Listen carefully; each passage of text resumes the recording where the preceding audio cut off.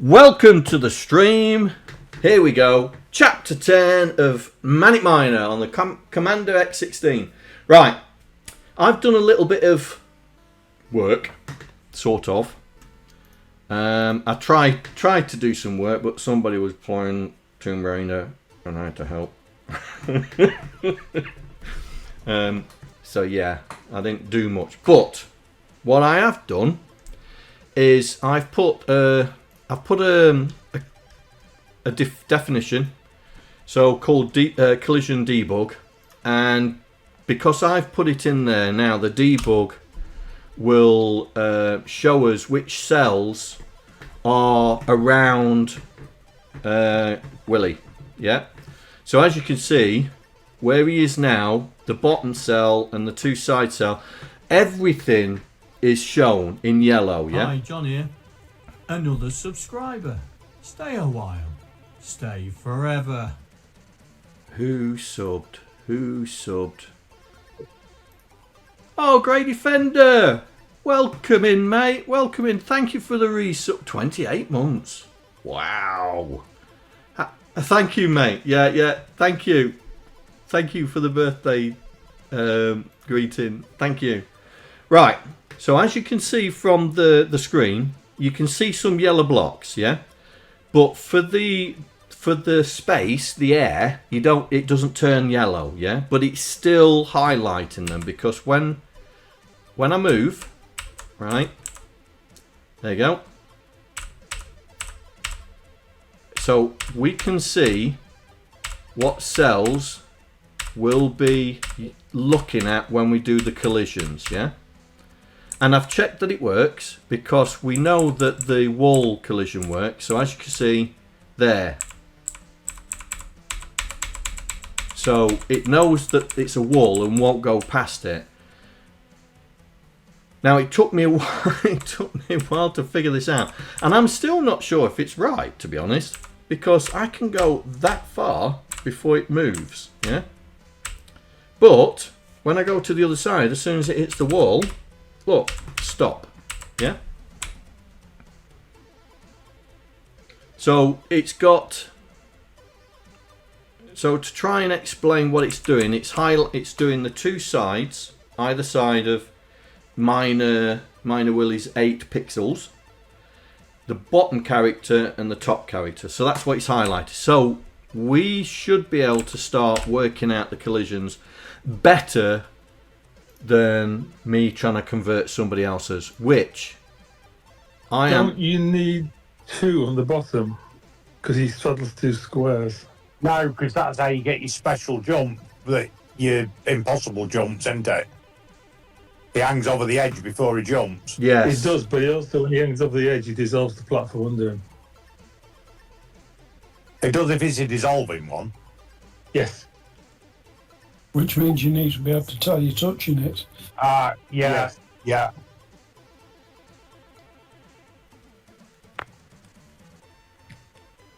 Yeah, because he's only just got to be touching it, hasn't he, for it to dissolve. Yep. Even if it's on the overhang. Hey, FaZe. Right, so we're talking that situation, yeah? Yeah. So if he was on that dissolving bit,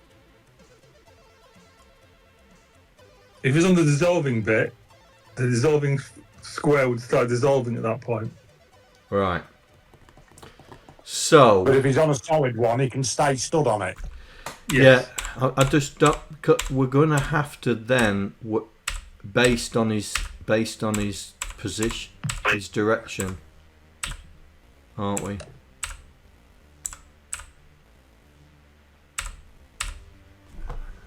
Well, no, because good work at imitating the spectrum's colour clash.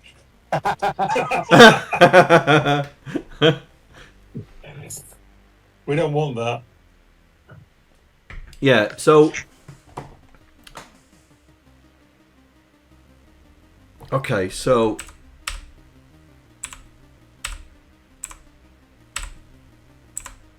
so if it's facing forward, it wants +1, or facing back, -1.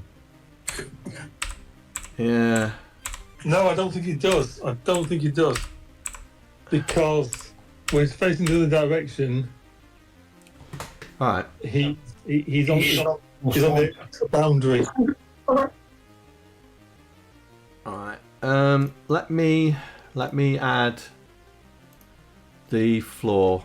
Let me add the floor, and then we can see if our understanding's right. Yeah. So hang on.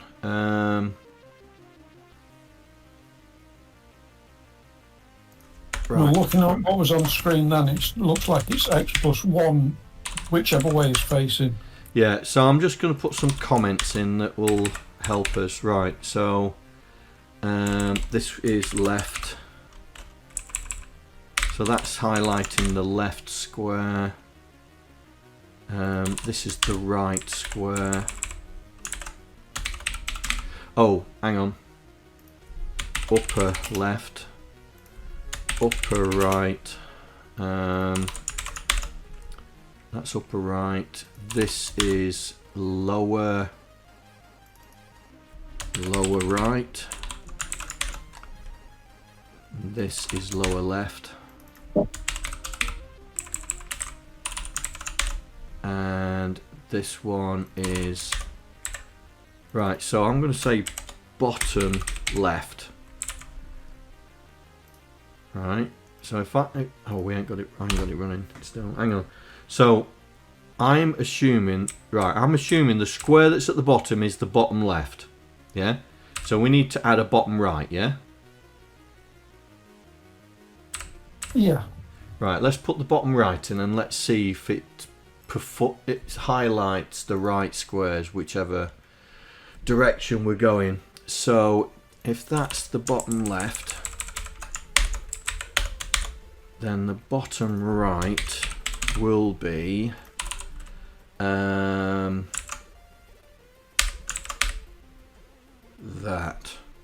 No, that. Right, let's try that. Do we get 2 highlights at the bottom? See, I think that's wrong. It is until you step forward half a step.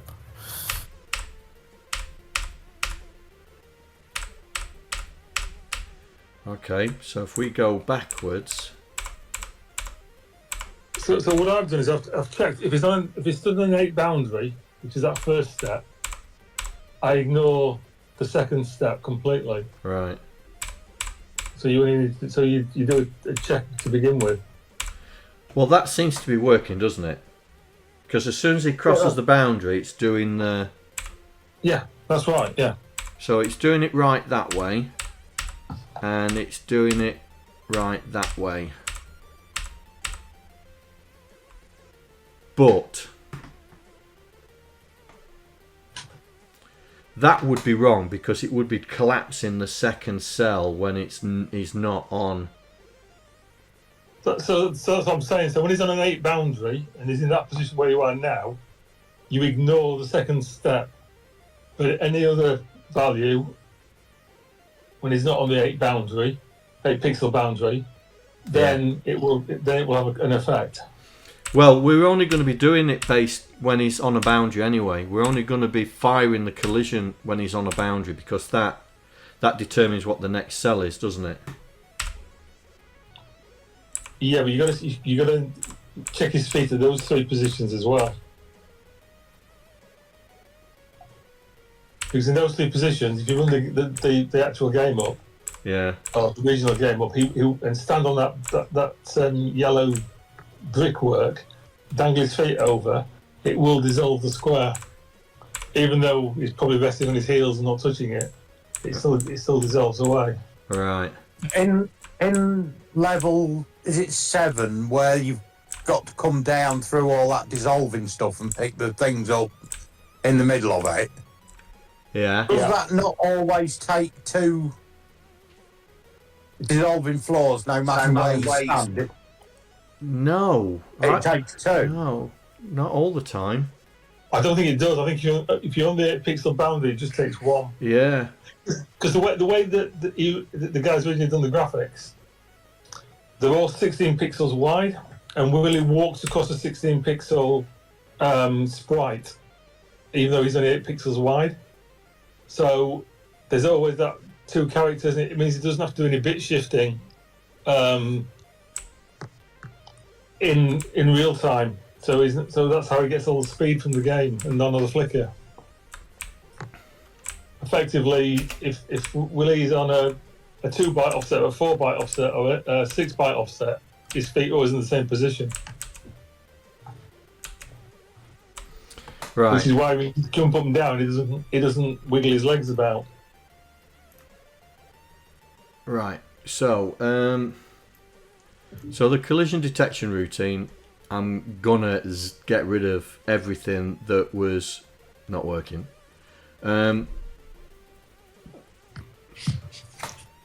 So, where is it? So this is doing the show. This is the collision data. I do the show, then I check, then I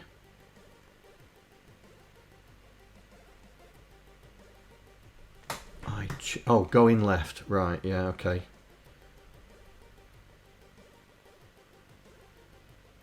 So going left, I increase. Oh, I can't remember why I increased that.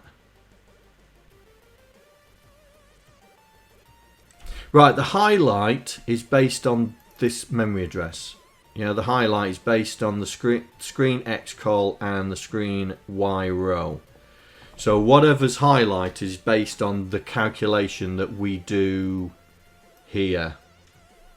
Yeah, I've made sure the debug highlighter is based on these properties. Yeah. So I can do that then. I can do that. Oh, maybe, I don't know. It's going to be difficult to try and get that to, because if he dissolves only one when he's smack in the middle of the cell, yeah. Well, we'll see. We'll see. Right. Jump state. Right, this is it. Not jumping. That is the rubbish stuff that doesn't work. It dissolves 2 if he stood across 2, but it stands on 1 if he's across 1. Yeah. It might worth having a look on the game to sort of show it. Yeah. I was just going to have a look on. But I ain't got what hacked version that can jump straight 7. Right. So, here we go. Right, I'm getting rid of all of that. All of that. Gone. Gone. Hang on. Let me just make sure I haven't.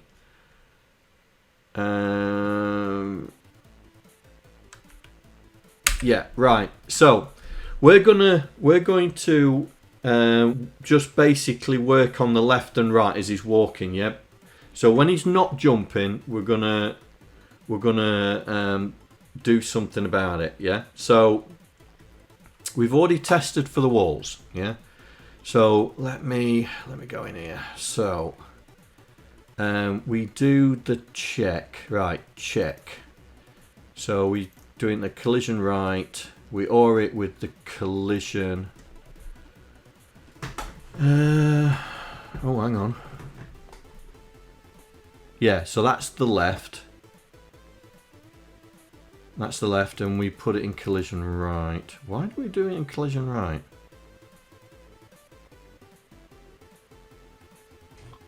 Because you don't want to do it in collision wrong. No, it's the 2 rows. It's the 2 rows. So we're doing the upper row there, and then the lower rows there for the right, and then we do the same for the left, which is hit. But I'm still collision right.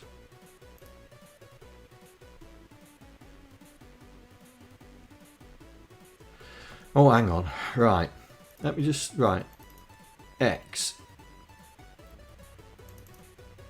So that's the top. So that's the top of his head. That's the top of his head. Then we go down, and then it's the floor on the same level as him. So it's doing 3.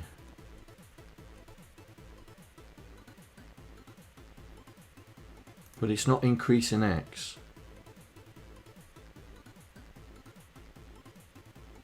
So it's just doing collision. So it's just doing collision right. So why am I not doing left? Hang on. Let me run this. Right. Do I still, yeah?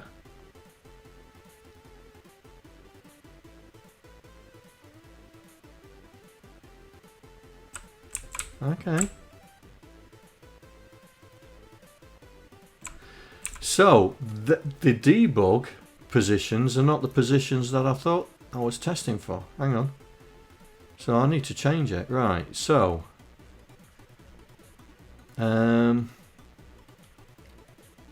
So, oh, there we go. That's where we increase X. So the top, and then we increase X by 1. And then we decrease it by 1. Okay. So this is going right. Okay. So this is going right. So he's... But that's the top of his head. Because Y... Yeah, that's the top of his head.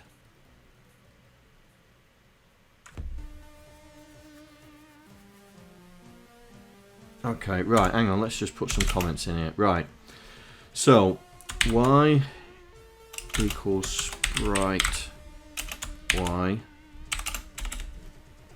and we increase X, so this is testing right side of Wiele, and then this is left side of Wiele, but it's only testing the top layer.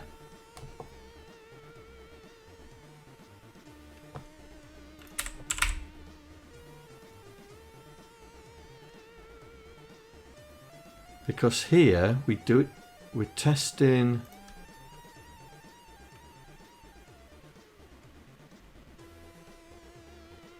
test X for Karl.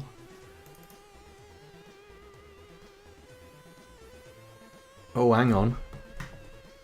Oh, depending where we're going. Right, depending where we're going. So we set up X to be behind him or in front of him. Okay. But the Y is still the same. So, okay. So that the Y is still the top. So we do 1, 2, 1, 2, 3. Right, let's change the debug system to reflect this. I want to make sure our debug system is actually looking at the cells that we're trying to do. Right, so I'm going to make it show both positive and negative, yeah? So this is the top, this is above his head, so we're not even done anything there. So upper left is we increase Y to being so Y, where's Y? Row, there we go. So I've decreased row to get above his head. So when we increase it, that's actually on his, and then we do the decrease, which is his left side, and then the right side, which is the where we're doing that. Right, okay, so then we do the lower left. So that's that one. That's that one. Then we do the lower left, which is that one. But only for, oh, we've done collision right, but it's not, it's collision side.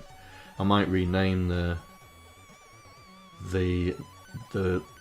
memory location, and then we load the remainder. Now if the remainder is not equal to 0, so that means he's halfway up and down a row, then we check below his feet. Right.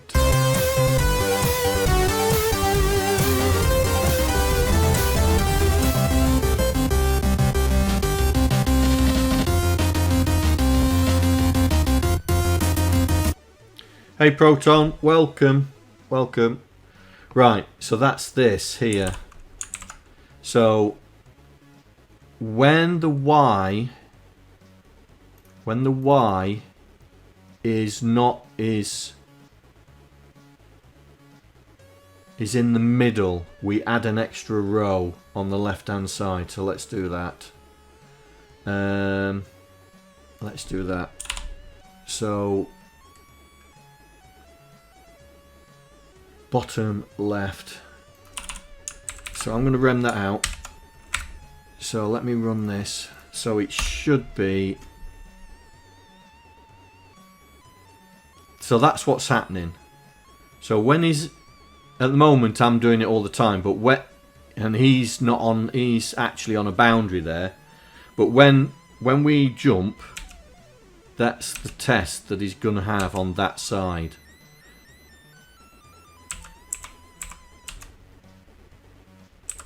So I need to do it on the other side as well, because it's going to be testing both sides. Right.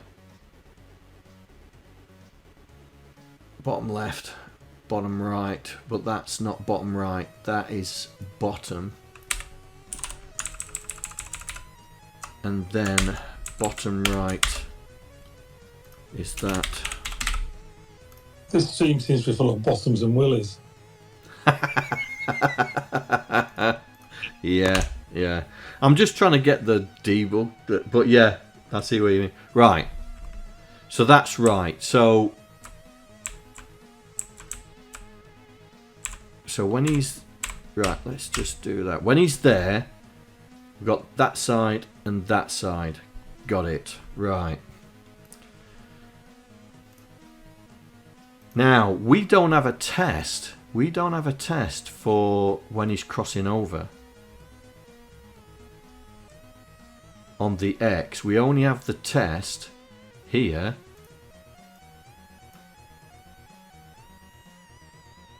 We only have the test when he's on the Y. Now, hang on. This is the routine. This is the routine when. Hang on. Direction. Oh, there's the remainder. Right, so when the remainder is equal to 0, that's when we're testing on the X. But we're not testing when he crosses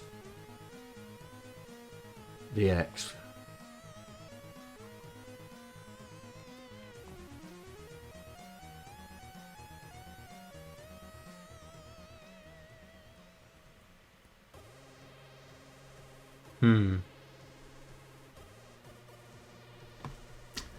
Hang on.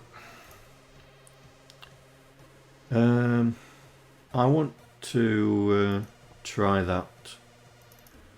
What level was it? 7?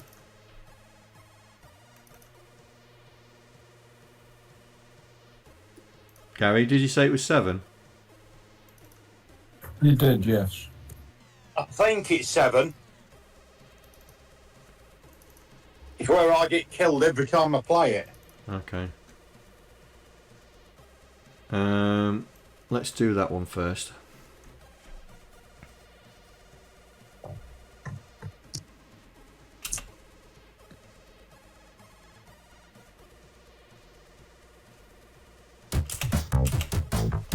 Oh, come on. Right. I was going to have a look on mine, and I ain't got a copy of it on my laptop at the minute.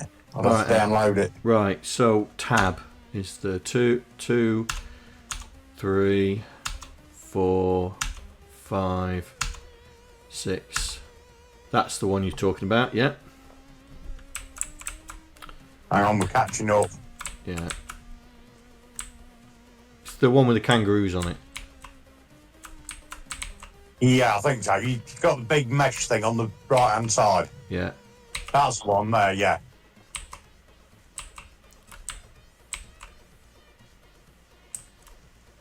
Yeah, I think he takes 2 out every time on that one. All right. Then. I might be wrong. I'm going to wait for the kangaroo to get out of the way.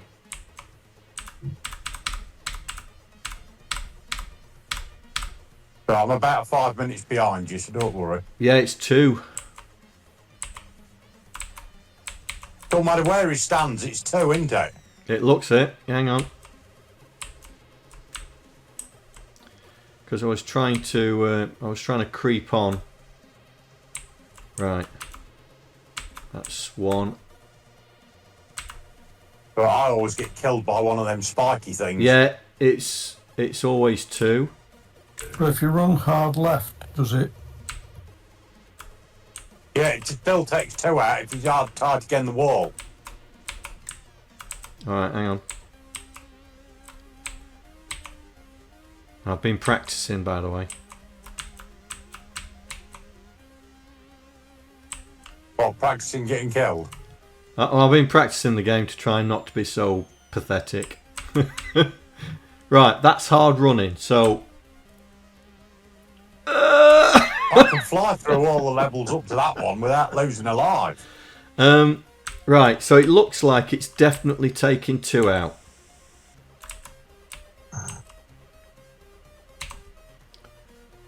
Because I cannot get it to do 1. No, I didn't think it did.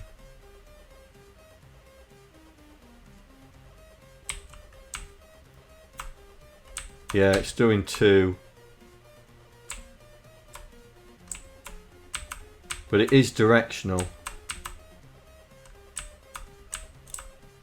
Right. Let's pause that.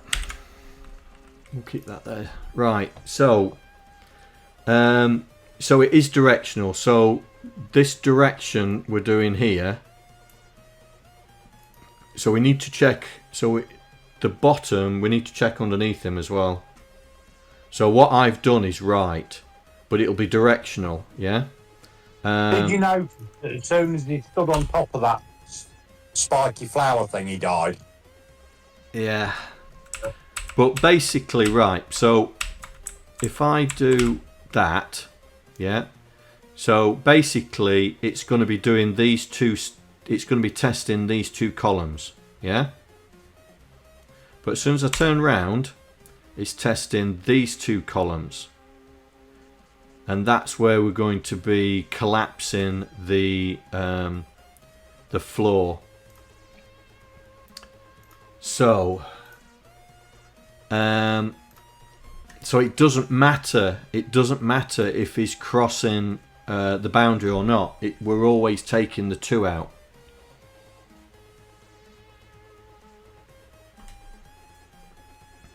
So You was right first time then.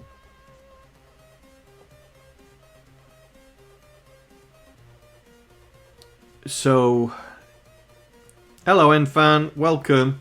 So is that the character hitbox? The character hitbox is dependent on his direction, right?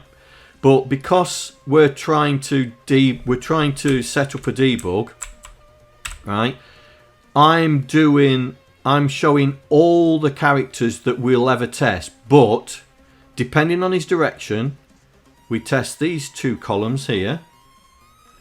Or when he turns round, we then test these 2 columns. But for the debug, we're going to highlight all the squares that we're going to be testing for the collision, no matter which direction is showing.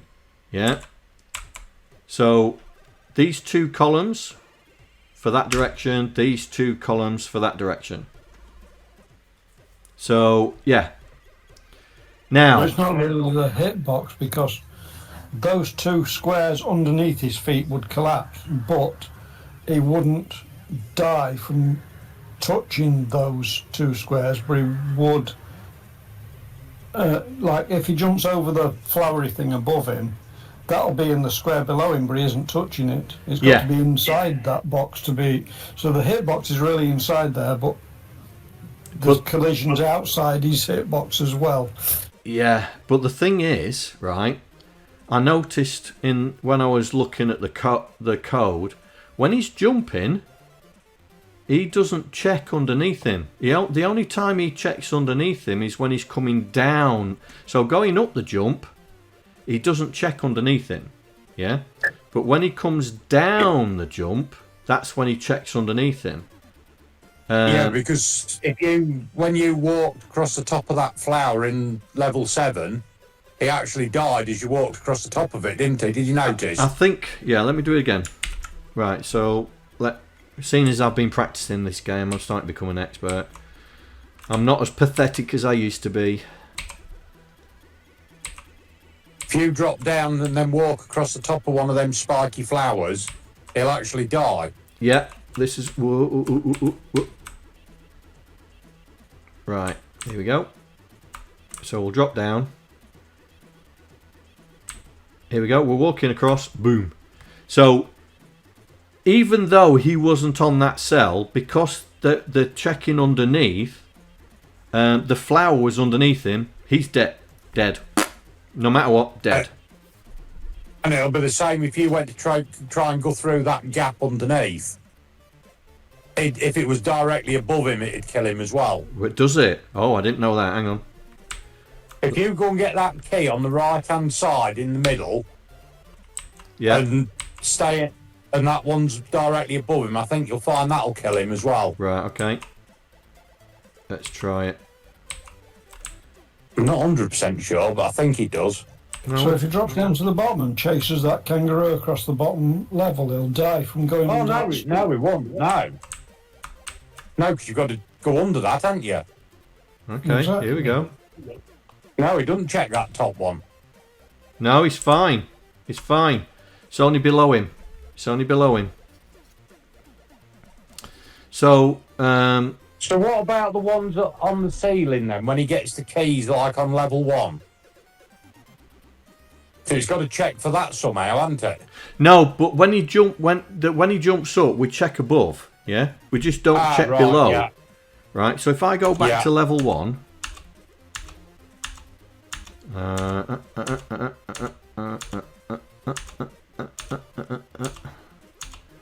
Right, level 1. So what we're talking about is, right, so here, so as soon as we jump over this, right, it doesn't check below him. Yeah? Doesn't check below him. And Yeah, so if I'm I with get ya. if I get close enough, so look, on the upstroke, he doesn't check, but if I get far enough away that it tries to detect it on the downstroke, here we go. No, that was too If you want to die. yeah, I'm just trying to show you, right? So hopefully this should be far enough away that he starts going down over the... See what I mean? He started going down. That's when we start checking underneath him. So let's try and get a bit closer and do the jump. Oops, no. I need to be a bit closer. Right, let's try that. Oh, I get it bang on and the guy above me hits me. Right, there we go. See, there, on the downstroke, he'd already passed the plant. But, you know, it's depending if we're going up, we have to test above him. And then when on the down part of the thing, we have to test below him. So, hang on, let's get up there. So, I was about to say, going to show you my skills. Going to show you my skills. Oh, you only talking the moment about the jump state. Yeah. Okay. Right, so let's jump over him.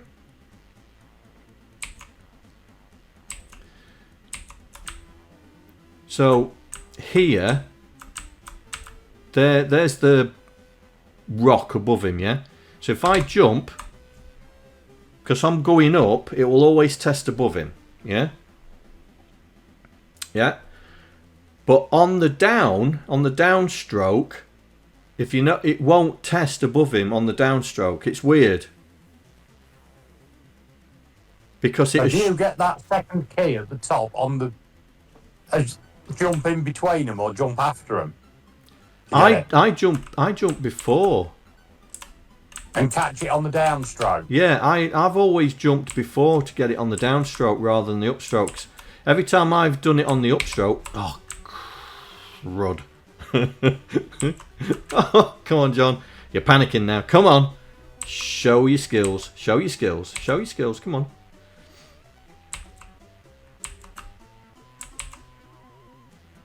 Here we go. Here we go. Here we go. Here we go. So I'm one round behind you. Here we go. Here we go. Downstroke. Get it on the downstroke. I've always got it on the downstroke. I've never tried getting it on the upstroke. All right. I always get it on go under it and then jump. So you try and get it on the upstroke then. Yeah. Right. Yeah, I always get it on the upstroke. Right. Anyway, so that's what we're going to... oh, crap. I shut that down. I didn't want to. So that's what we're going to try and do, yeah? So the first thing we're doing is we are testing here. We are testing around him, yeah? In his direction that he's going. So we're testing... So depending which direction, we're testing the next column in front of him, or irrespective of his direction, it's the column in front of him, the way he's looking, yeah? So the column in front of him and the column that he's on. So that's what we're testing, yeah? So we're testing for the wall here, yeah? So we're saying out of the collision right. So I'm gonna rename that. That's not what it is anymore. So change collision right to be collision side.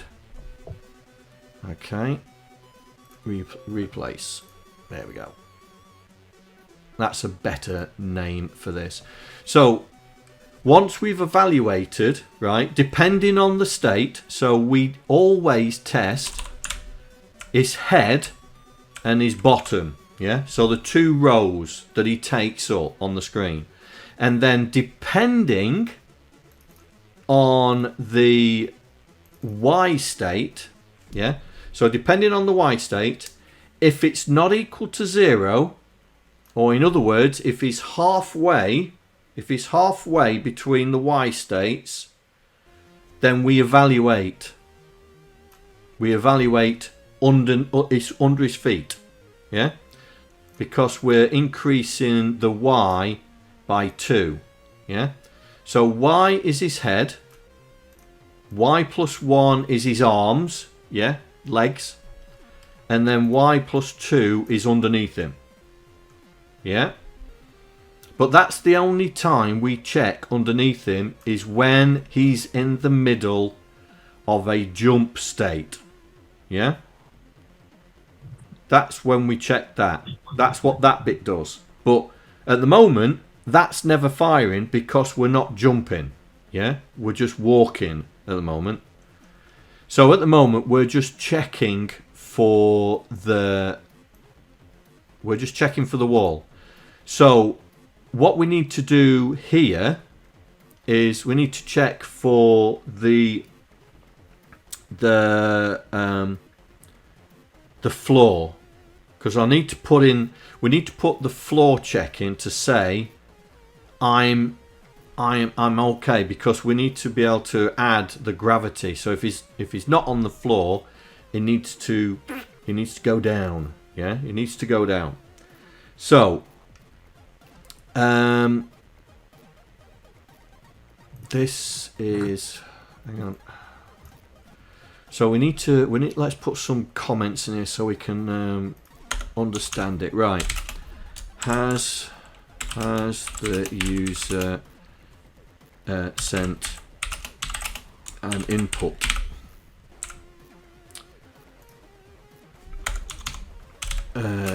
Yes, they did. So this only runs when the user has gone and told it what to do.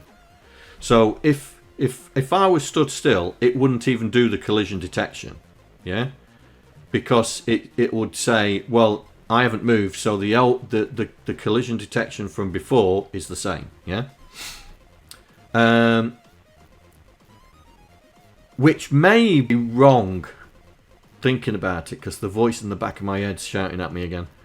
Which may be wrong, and we may need to change that, because under the collapsing floor, he could be stood still, but the floor would still be collapsing underneath him. And if he's on a conveyor belt, you haven't put any input to his direction. And that's the force movement, yeah. But this is the collision detection, not the result of the collision detection, which the result of the collision detection is I think it's part of the movement routine, the execution routine. Because what we do with the walls, yeah, is we zero out the input, yeah. We say the user's not done any input, so we say there's no input, so he stops. But for the collapsing wall, John, you are ignoring chat, mate. I'm a what? You're ignoring chat.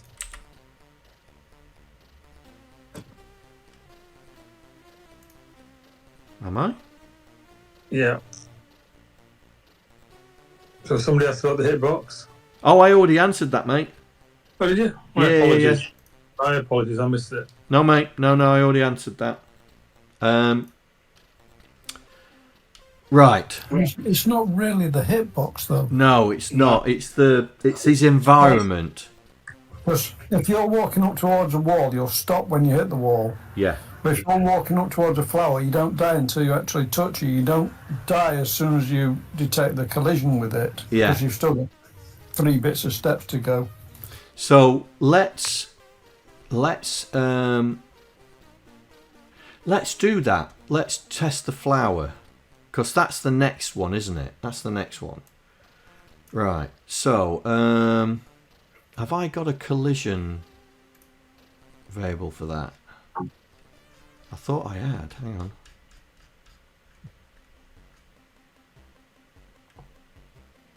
Don't we need to be able to jump around levels before you can test that? Or is it going to do it on a different level? Well, that's where we're going to test the jump state, yeah? Because once we at the moment we're doing all the tests based when he's not jumping, yeah? So as soon as the jump state changes, that's a different part of the different part of the routine. So we haven't got a collision for the rock or the plant.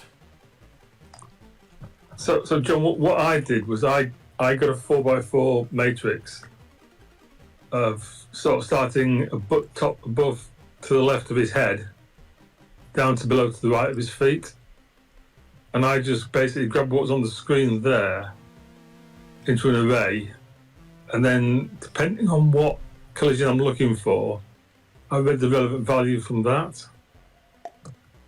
So I've got all 16 possible things he could collide with, including himself. But how did you solve when he's in between 2 rows? So basically, when it's between 2 rows, I divided it by 8, and rounded it back down again. So if he was halfway across the 2 rows, I would get the 2 bytes he's walking across are still the middle 2 bytes, and then the byte behind and the byte in front.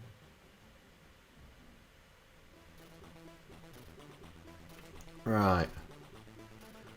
And then you've got a block of data, so that when you go to do some kind of collision, you know at that point you can just pull the relevant block out and test it, Right. rather than trying to just look at little. Because I figured out that you kind of need.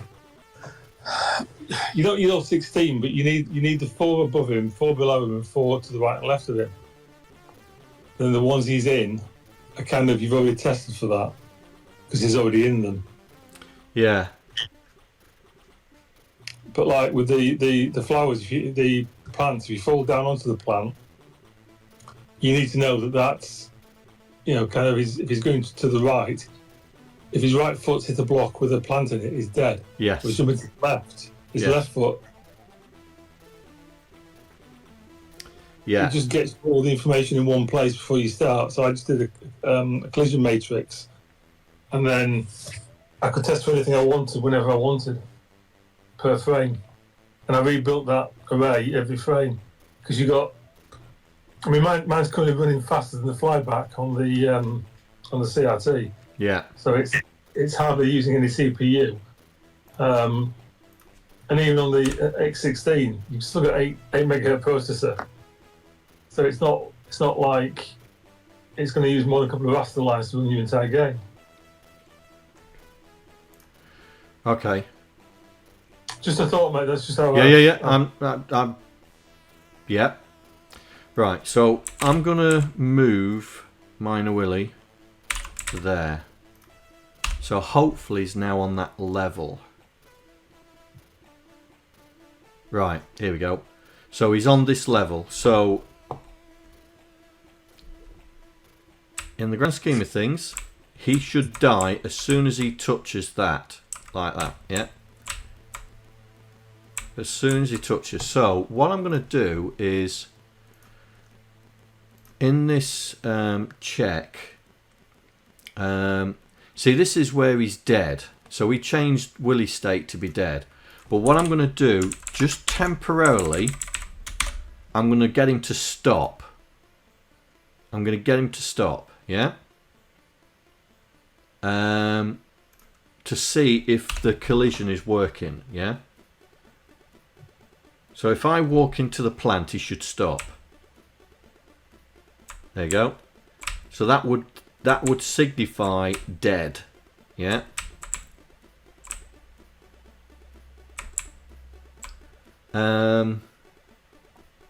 So the collision detection is working. Well, the check collision system is working in that respect. So now I need to check underneath. I need to check underneath him. So so I know that that's working.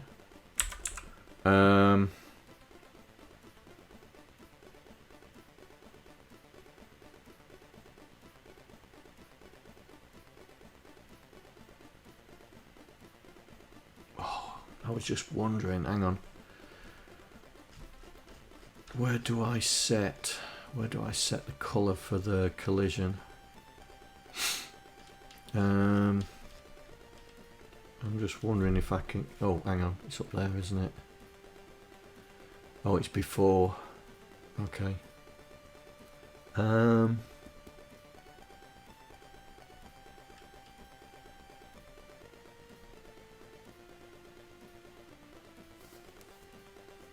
Oh no, hang on, that's setting it back to normal, so that means the collision system. Oh, it's here, right? Okay. Let's do this. LDA. Right, where is it? Willie State. Willie State. Let's do this. Right, so if we load Willie State and then check for branch if minus. Right, so branch if minus to he's dead. He's dead, Jim. And if we do our very famous trick. Right, if I do that. Right, dot byte 2C.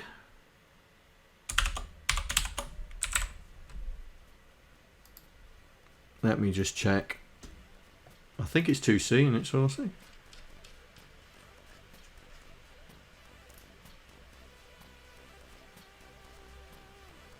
Two bytes. Two. Oh No, God. it's 2-4. It's 2-4. 2-4. 2C's 3 bytes. Yeah, 2-4. Right. So now, what I've done is, I'm not going to stop. Not going to stop him now. But the collision system, instead of being yellow, it should go red to indicate that we're in death state. Right? Oh. Oh, there we go.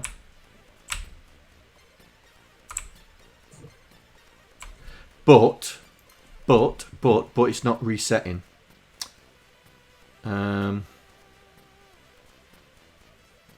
And also, why wasn't it showing yellow?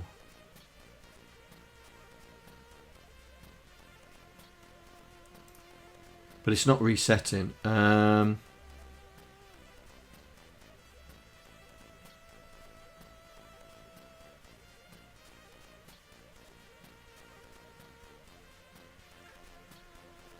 So I'm going to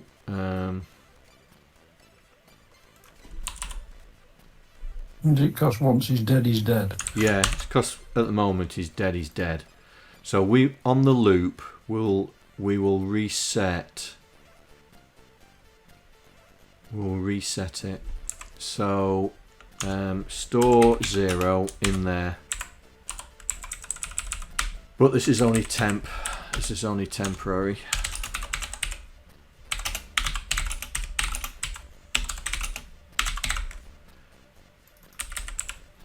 Right, so that resets that. So, but I'm still unsure why.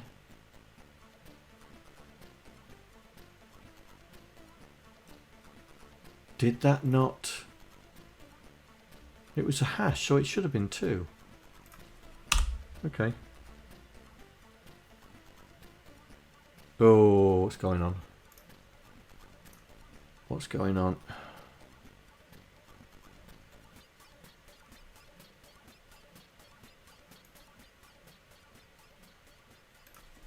Why was that up there? Oh, what have I done? You went to the line of code when I wasn't looking a minute ago. You had a hash in front of the value. But I didn't see what you did because I was looking away. Hello, John here. Thank you for following. Hope you enjoy the stream. Who followed? Say hello. We don't bite. I've got a hash, did you say? Yeah, the only bit you've added is the load A with red and the branch. No, you did something else. Oh no, Wally's death state there, 346. Oh no, that's right. That's right. No, I didn't say it was wrong. As I said, I looked across and saw. Okay. Isn't Willie's death state? Is that a constant? it's constant. Yeah. Yeah. Yeah, that's fine. I say, mate, I didn't see what you'd done. Let's find out what's going on here. I'm just thinking that it doesn't lock. I was going to say. I was thinking it was doesn't like what we've done. So okay. So F11. Load the death state, which is 0.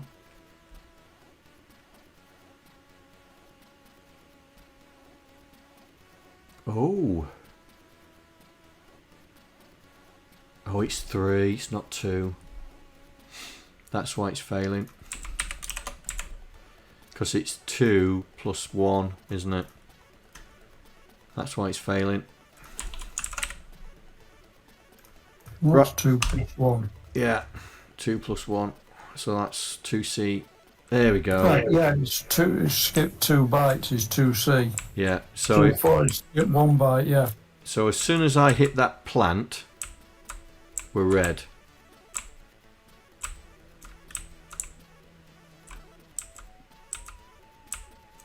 It goes red Okay.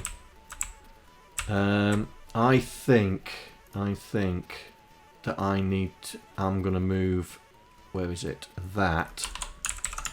I'm going to put it in the collision. I'm going to put it in the collision detection here. Because when we fire this off,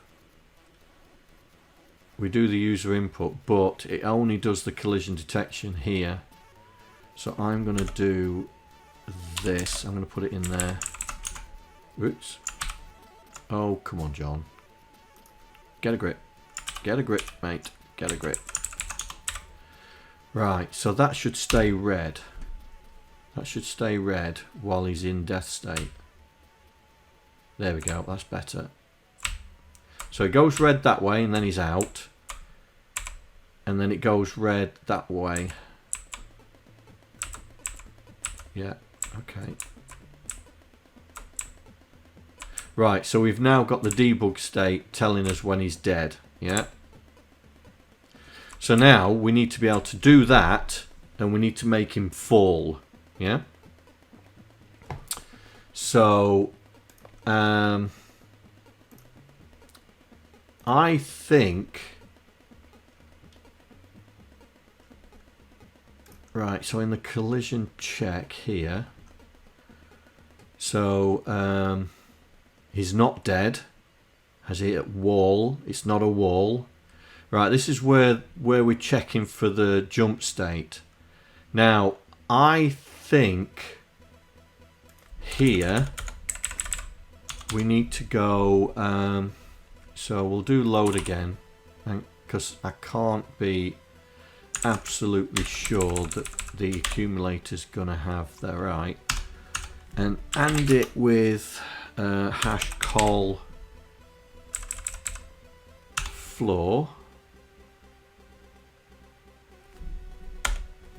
Branch if equal to 0. No. Branch if not equal to we have a floor.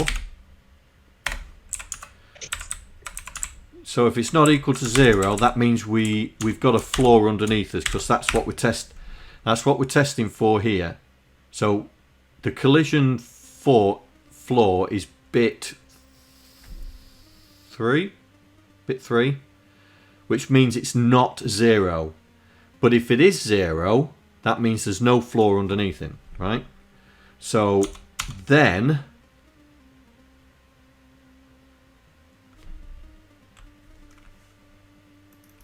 let's take the jump state and store it in there. I wonder if that will make him fall. I wonder if that would make him fall. Let's find out, shall we? Right, so hit. Right, so we've got a problem already.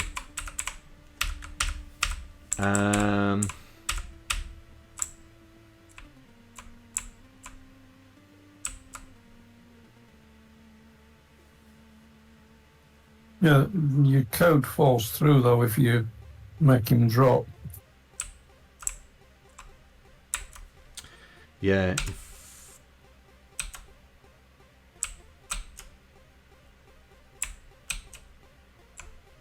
Yeah. You set him to fall, but then you went straight on, didn't you? Yeah. But the thing is, he should be falling all the time. Yeah, what I'm saying is you set him to be jumping down, and then you get his jump state, and I don't know what you do after that. Oh no, you don't do anything. All right. I was hoping.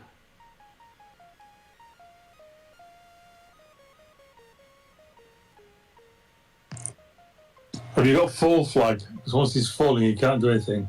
That's it. Yeah, I think the problem is I think the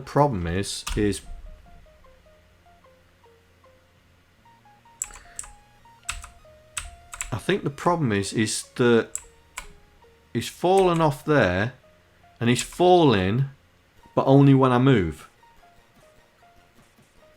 when really he should be falling no matter what. Yes. So, because you shouldn't be moving the joystick when he's falling, because you shouldn't have any control. so we need another another state. God, Discord's crap tonight. Discord? The sound. Oh, I'm listening to you obviously on Discord, so I don't get feedback from the TV. You keep going very robotic. right, okay. Not a problem, I'm just making a statement. And it's not just you, Andy. I've heard it as well. It got a bit boingy. Yeah. A bit blingy. Well, at his age, mate, what do you expect?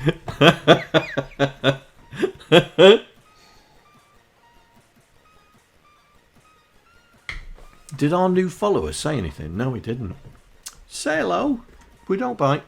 Okay, that means that we need another state, don't we? We need a full state, don't we?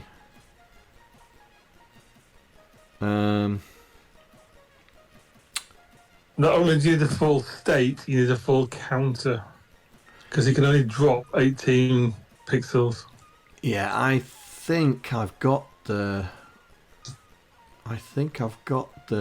Here we go, full height. Here we go. So I've got a full height.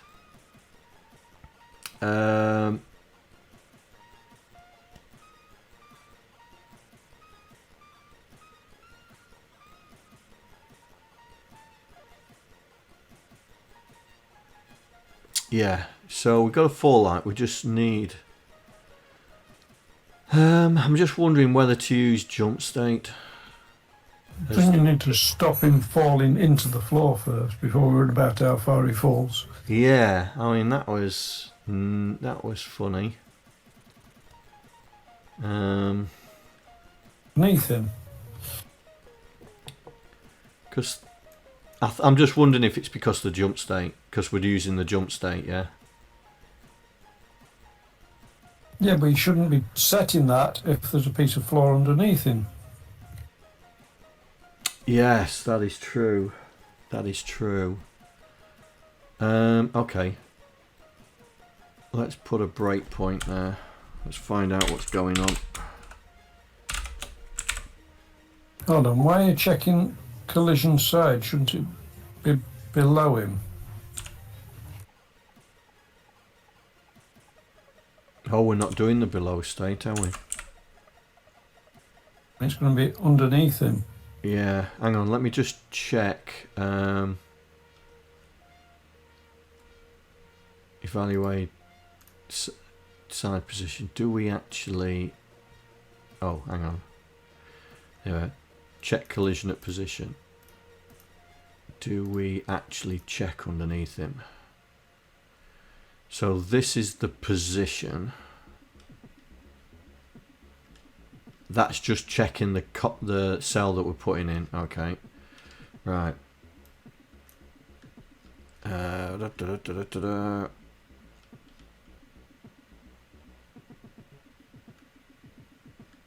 that's our... So I want to go up. I want to go up here. Right. So we work out... If no input, it doesn't do anything. If we're going left, it checks the left, right, and yes, we're not checking any downs. We're not checking any downs, right? So, if it's not a wall, then we need to check the floor. Right. So where are we? So with this, now that's gone back.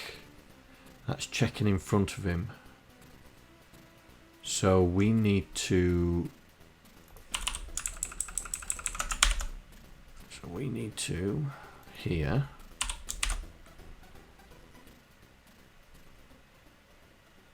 Screen X column. So we need to check where he is. Y underneath him, which is 3. Check the position. Right.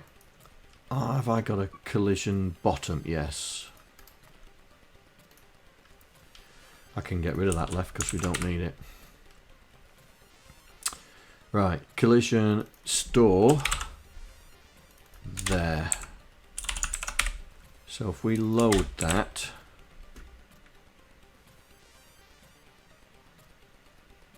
Right, let's see if that keeps him. Oh, I did reference it. Okay. Get rid of that.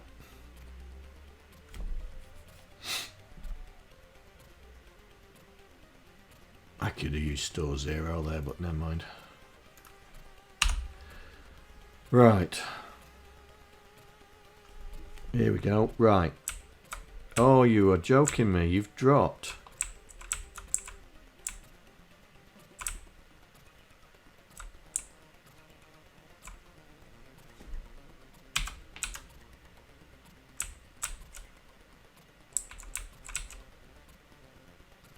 Why did you drop?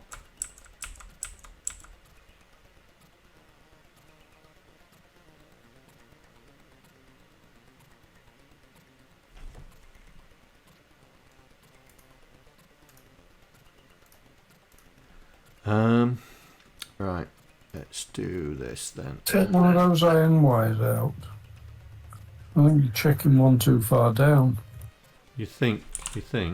Okay.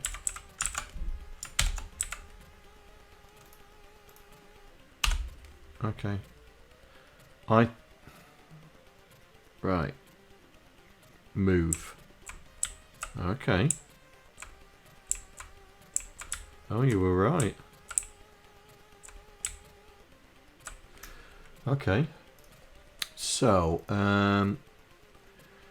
we're gonna create a new state. Game constants, state. So state jump off.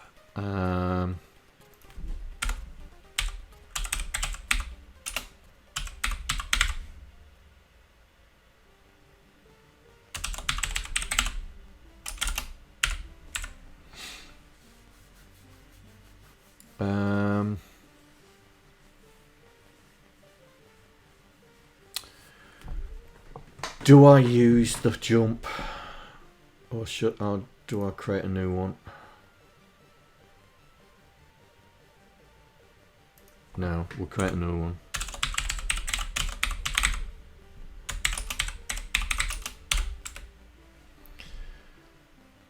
And then we'll make that 1, 2, 8.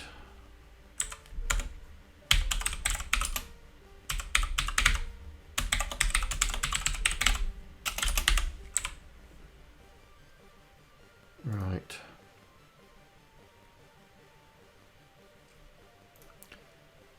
So, state falling, and we store that in falling state.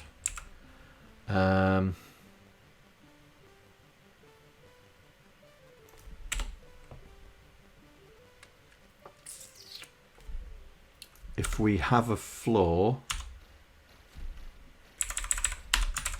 constants in capitals. Constants in capitals. Oh, shut up. Hey, I can cancel your birthday present, young man. I can't because it's on a plane now. I've just had an update.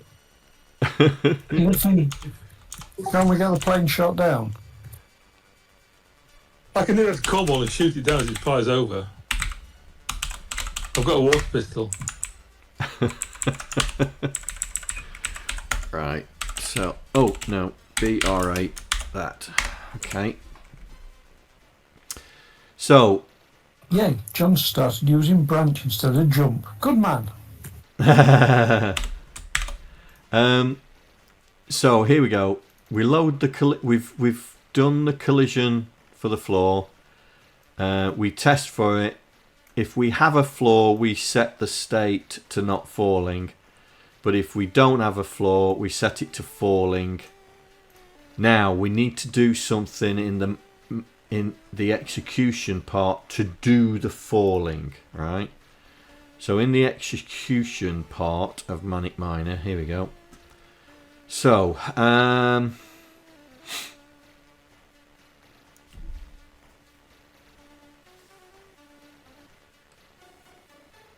right, so load direction. Okay.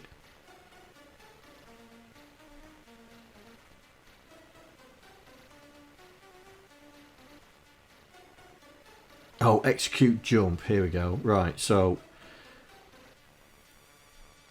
right.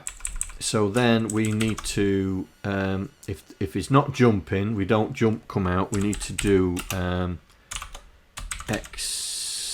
execute falling. Right, so let's do execute falling.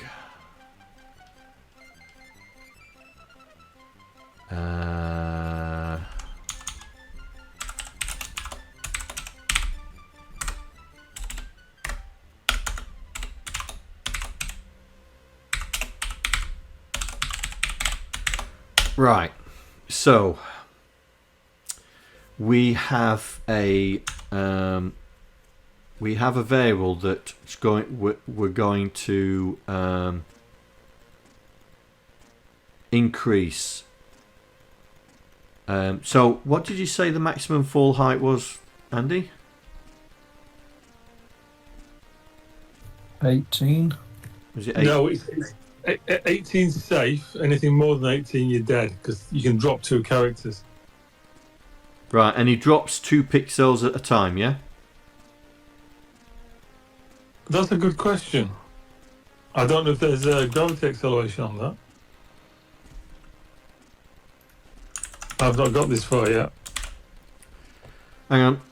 It don't feel like there is watching the game. I didn't think there was, but it doesn't jump. Let me fire it back up. Yeah, but his jump's a predefined curve, isn't it? It is, yeah. And I'm pretty sure when if you walk off the edge of a cliff, he falls at a constant rate till he... I think so, but I wouldn't want to stick my neck out. No, I stick my neck out. I'm just going from visuals, Yeah. not from any sort of code. Right. Okay. Right. So if I go up high and do a fall, and we'll slow it down.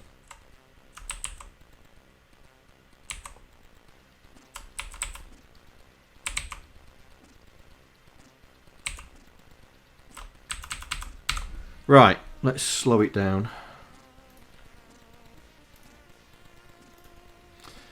Right, so I'm going to walk off the edge and we'll see if it's going to drop.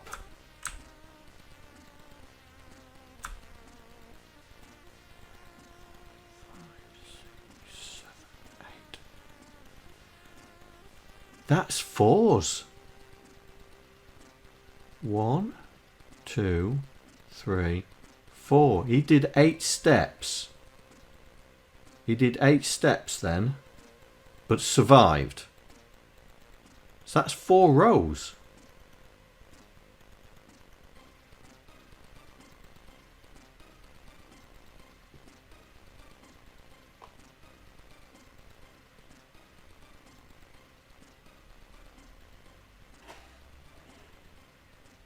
That was 4 rows, yeah?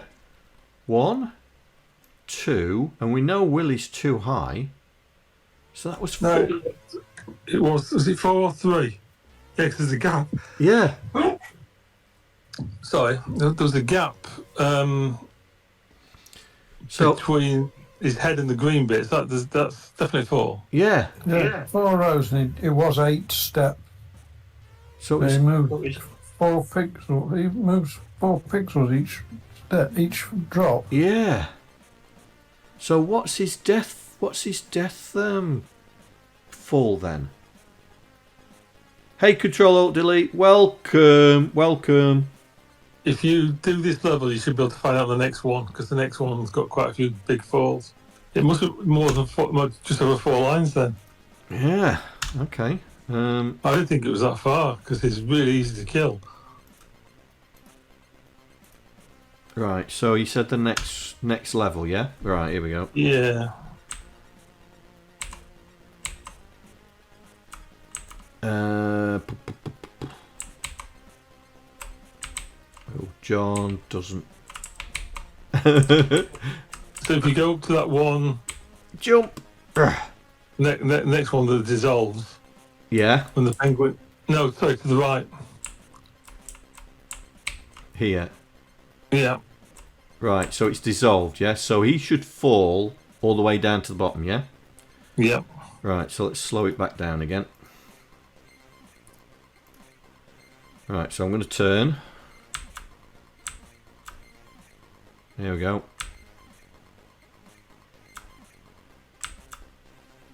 Right, he's off. 1, 2, 3, 4, 5, 6, 7, 8. Oh, he hit the conveyor.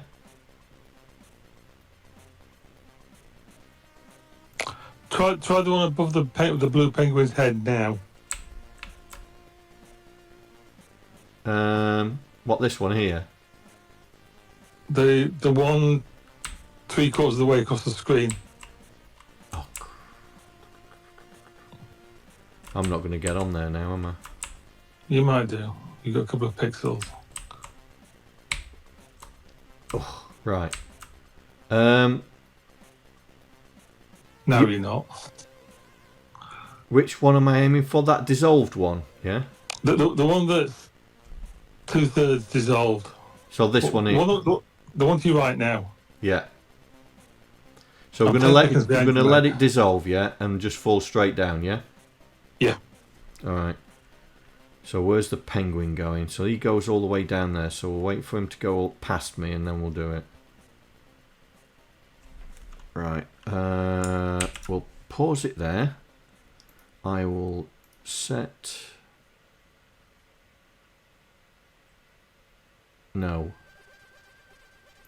No, I'll restart it and then I'll jump and pause it. Right.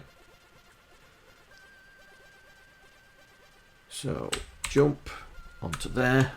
Pause. Oh. Absolute rubbish. God, he fell through there. Quite rapid then.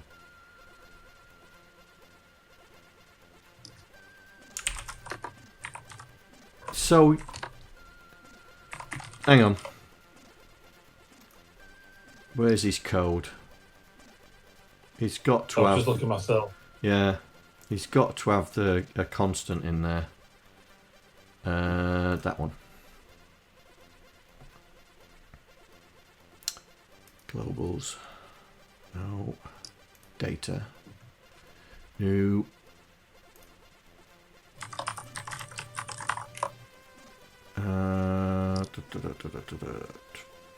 Data. Ah, here we go.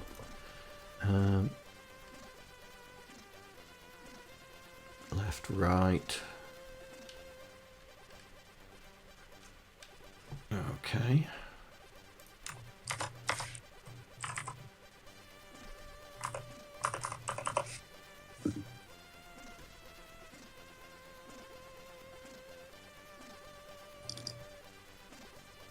Oh. He does, okay, he does the down state on the jump test. Right, I'm doing it too early. Okay. Right, where's he falling? Where's he falling? There's a value for height. Full height. Yeah, but I think, here we go. I think that, oh yeah, okay. Will he jump? Oh, there's a variable called max Wiele fall height. Yeah. And that's probably a constant.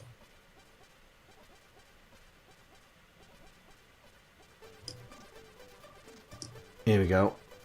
8. So, all right, okay. Which would make sense because he dropped 8, and if you went over that, then you'd be dead. Yeah, so he's incrementing the height, but he's doing the Y as jump speed. The jump speed minus the height divided by 2. Yeah. So the jump speed is 4 minus the... That's jump height. That's not fall height.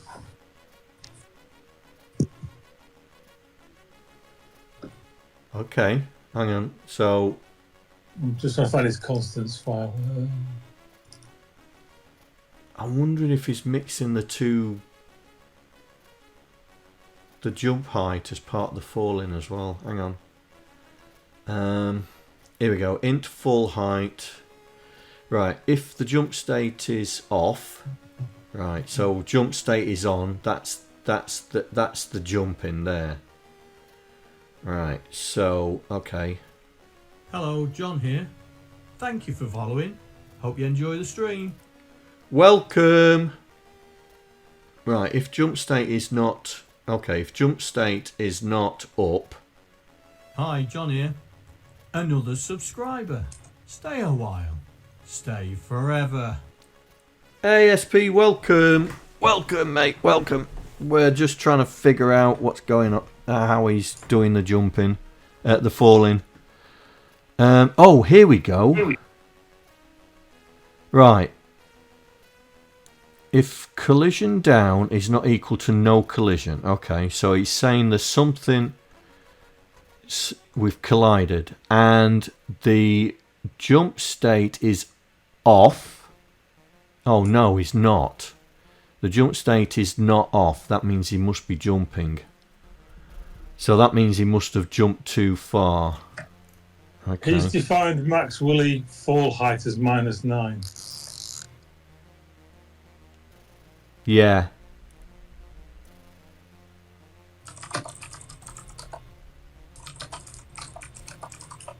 Why -9?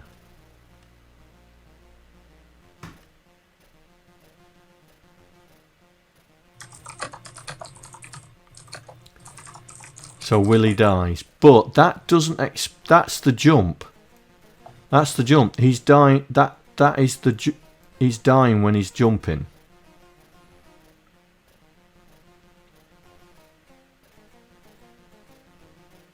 So is it 9 ticks? It's 9 ticks. Yeah. Of fall of falling. Yeah, 9 ticks of falling. Yeah.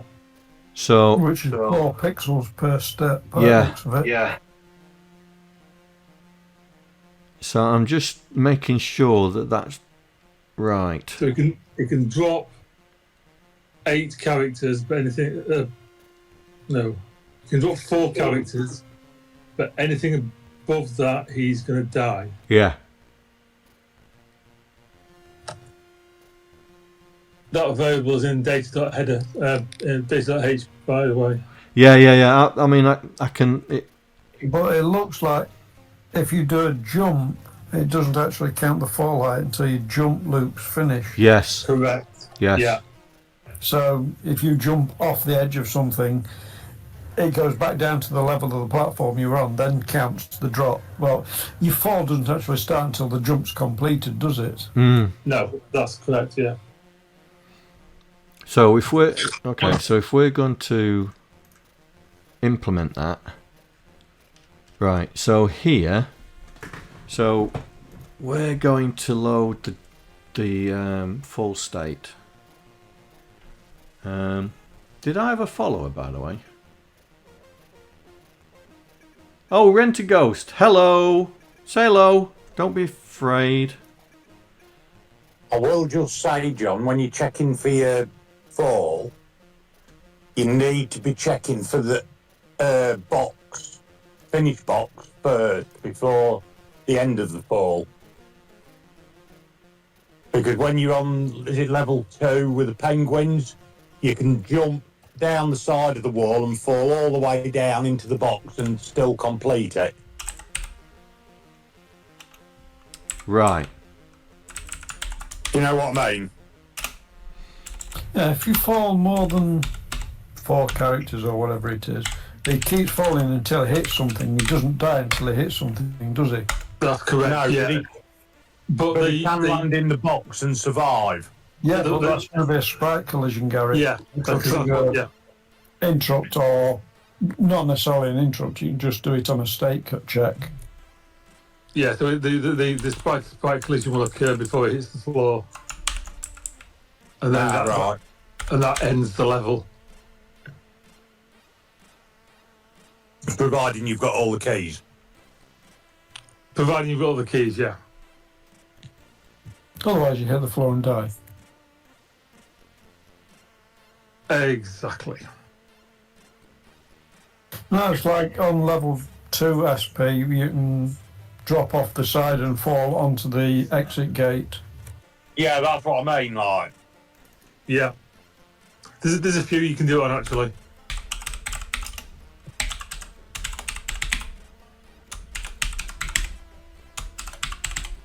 Because there's a trick, isn't there, on level 2 where you jump into that pipe, get the key, jump out, walk right and fall to the bottom. It's faster. Yeah. Speed. Quick way to get down, isn't it? Yeah. And also you don't run into the issue of the penguin at the bottom, the ostrich at the bottom, or penguin, or whatever it is in that level. Penguin, isn't it? Did on that one, yeah. Yeah.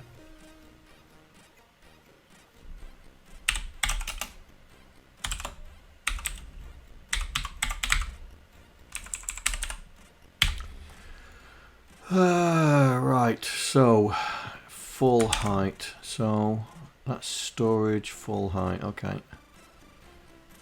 So ink storage full height. You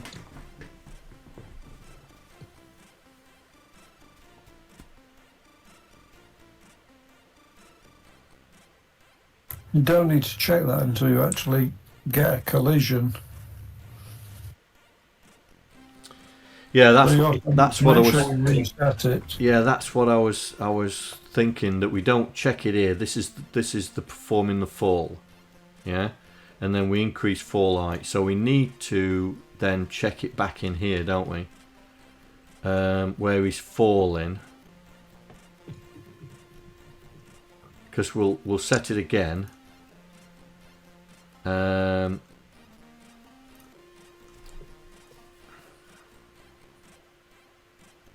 No. When you have floor, so you're not falling, I think you need to reset that. Yes. But also you need to check when you hit the floor before you reset it if it was more than 18 or 8 or whatever. Yeah. So load floor height, compare it with that. So we're going to say 9, yeah? 9 increments.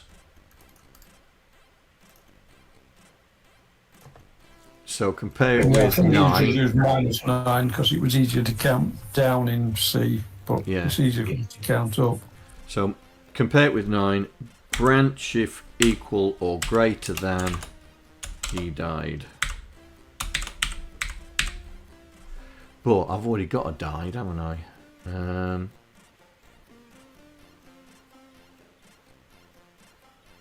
Here.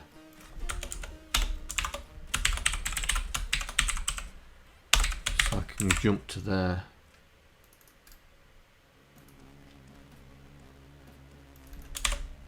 Minus. Right, so branch if equal to or greater than to Willie died.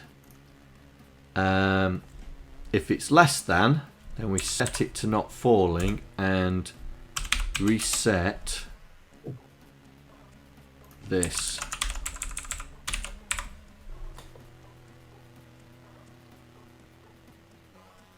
Okay.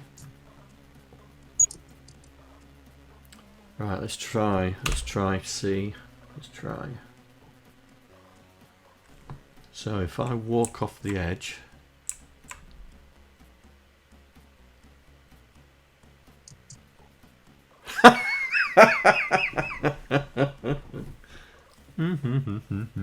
It keeps falling. Yeah, but in your dead routine, you don't actually die, do you? So you're not going to reset the falling. No. So let's temporarily reset the falling, but it should go red. So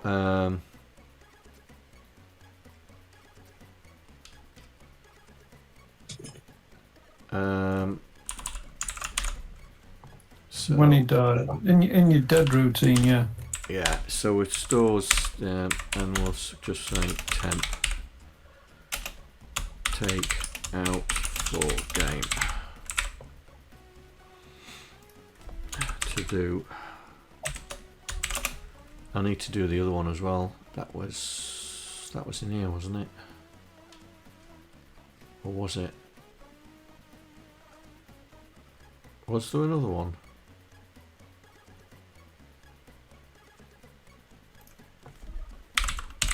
There was, but I think you removed it because you decided it wasn't. Oh, it's there. Here we go.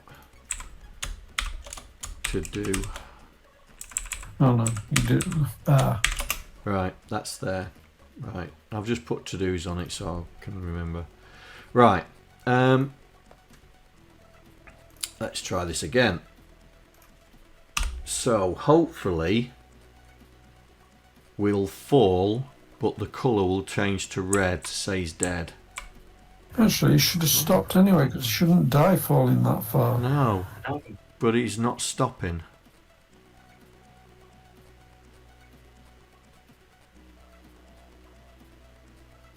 Okay. So, here. So why is he not stopping? Why is he, yeah, exactly. Why is he not stopping? We have a flaw. Right. How even hitting that? I'm going to break there because I don't think it's getting there. I don't think it's getting here, to be honest. Oh, is that complaining? Is it capital B? No. Small b. Oh, whatever.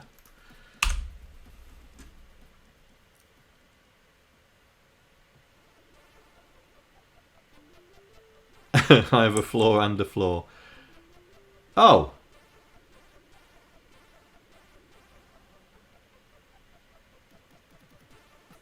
Oh, that's right. So it is going, it's resetting all the time.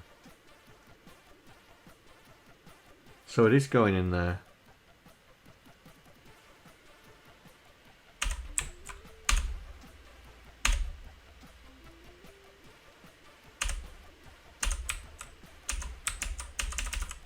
Oh, why is that going on? Why is that continuing? But that did it. Oops, no.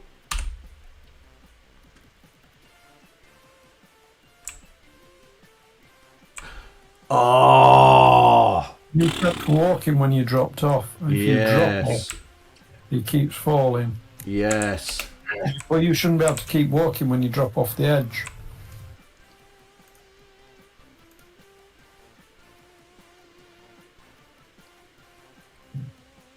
Is that true? Yeah, when you hit the edge, you drop straight down. You can't walk in mid-air. That is correct. The second you walk off a platform, you just go vertically down. Okay. Right. With no animation. Yeah. Right, okay, so we need to put that in. So, so when he's falling, we need to reset the direction. So we need to override the direction. So set state falling, override the direction. Right, okay, let's try that.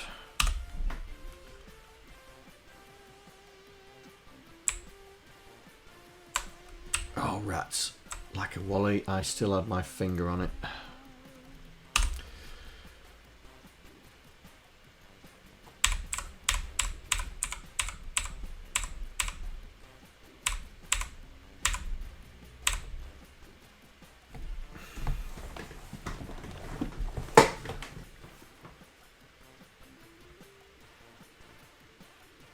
So that's right. You can't now move left or right until it hits the floor, but you're not checking you've hit the floor properly now for some reason.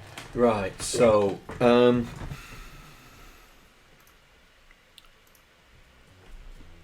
If you just do a jump there now, will he go through the floor?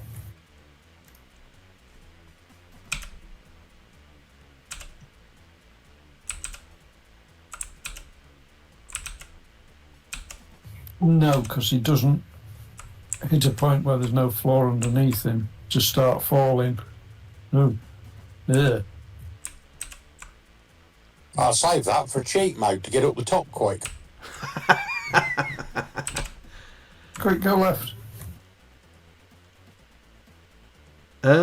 It's saying that he's dying. Look. Yeah, because you fell too far. But No, you're there. You can't it's- reset it. Yeah, it's saying it. No, it's saying he's dying when he hits the key. Look, it's going red, and that's why it's stopping.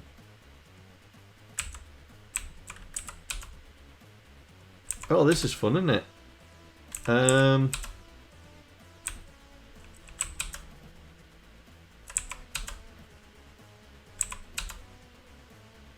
Right. Okay. Let me think. What would be causing this behaviour? So if I fall off the edge, why is that happening?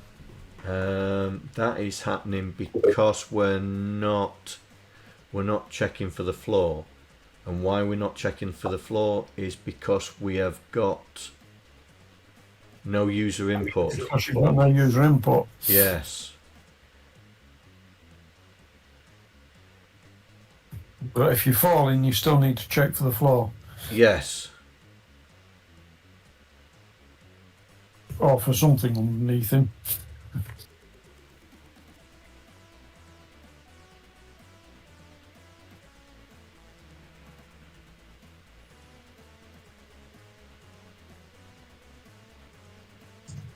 Can you not move your checking system to just before your input system rather than inside the input system? Well, it's not actually inside the input system, mate. It's what's happening is that we detect that there's been put an input, but we don't apply the input to the movement yet until we've done the check. Yeah. And in the check, though, we are saying that we're only going to check when there's a user input. So basically, what needs to happen is Constant checking. No, what needs to happen is this needs to go. That we check whether there's input or not.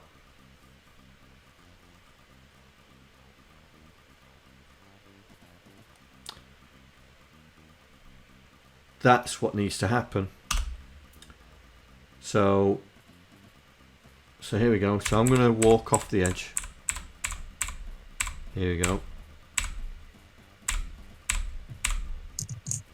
There.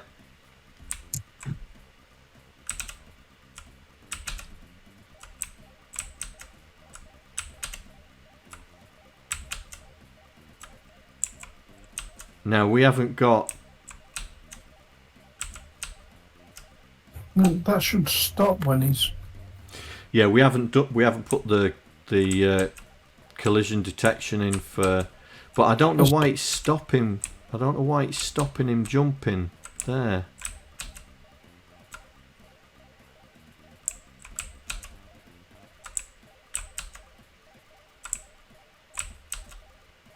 You should be able to jump onto that platform though if you can stop when he hits the floor when he drops down. Detecting the floor and stopping his movement left, right. Yeah, but it doesn't stop him there. Oh, what's going on? I've got stuck in the wall. Got stuck in the wall. All collision deteriorated, gone to pot.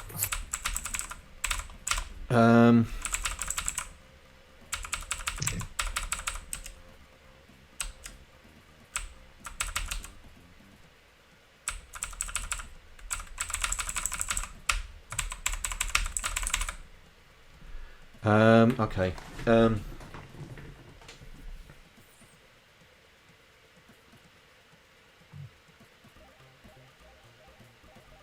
He's got stuck in the wall.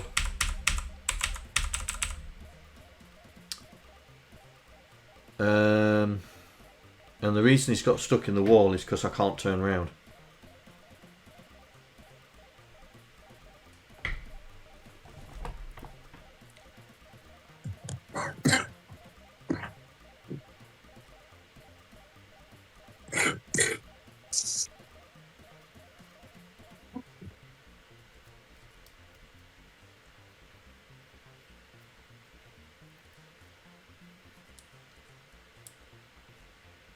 So how can I get him to Needs turn an around? umbrella.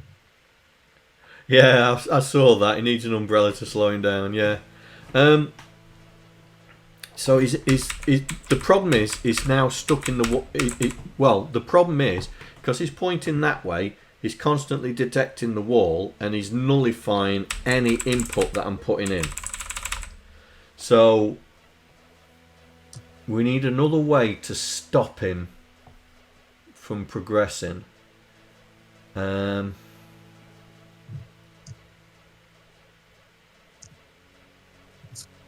nullifying the input is not helping because we've just jumped into the wall. He's jumped too far, hasn't he?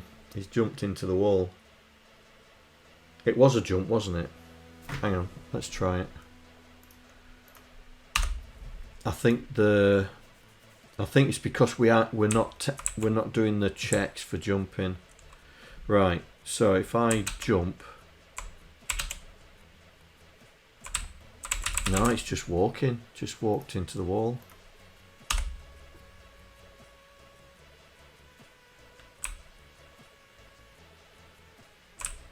Yeah, just walked into the wall.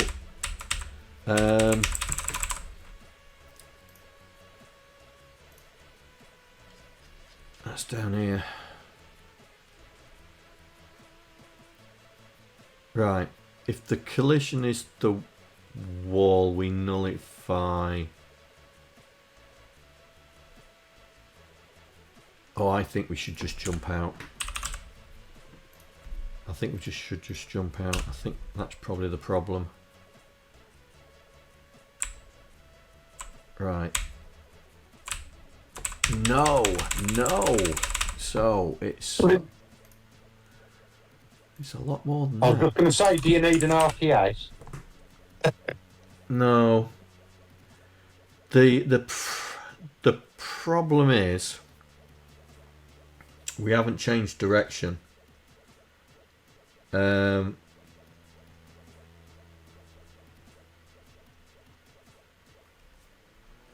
We haven't changed direction. Hang on. So here. Oh, right. Okay, spotted it. We need that in.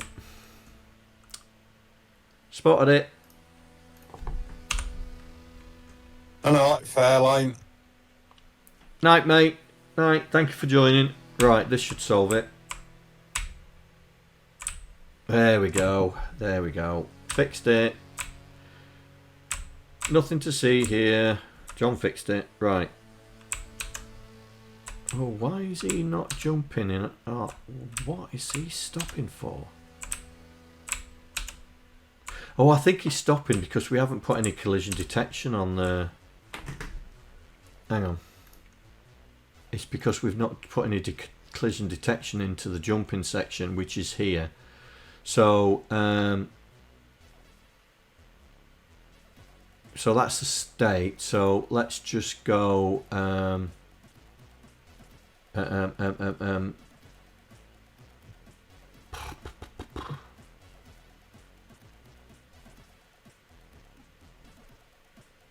I'm off to bed now, mate. I'll catch you later. Yeah, no worries, mate. No worries. Cheery bye, everybody. See you later. See you, mate. Hi, Gary. Cheers. Why would that be stopping him jumping?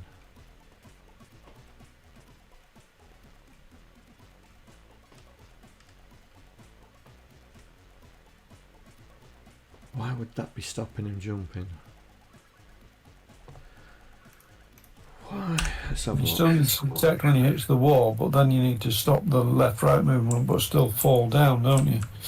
Yeah, but I don't know why he's stopping there.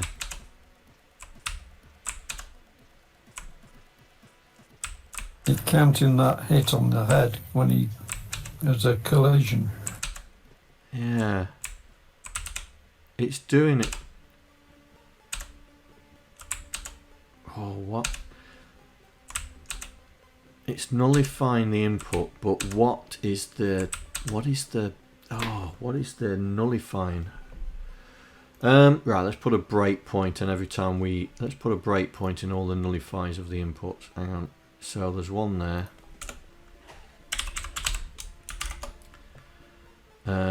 Right, okay, let's try that one. So that's the floor.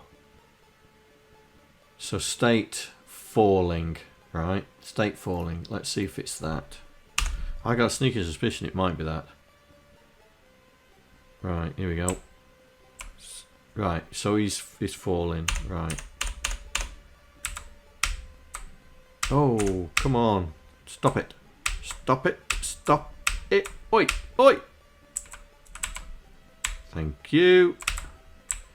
Right. Jump. Right.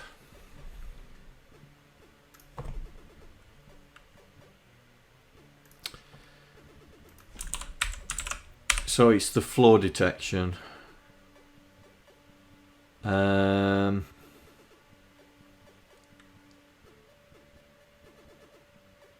It's going straight into falling.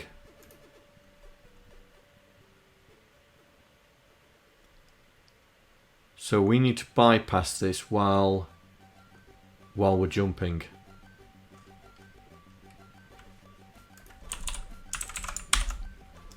Don't we?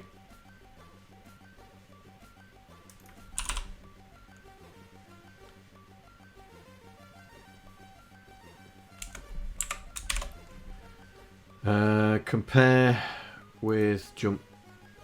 Compare with jump down.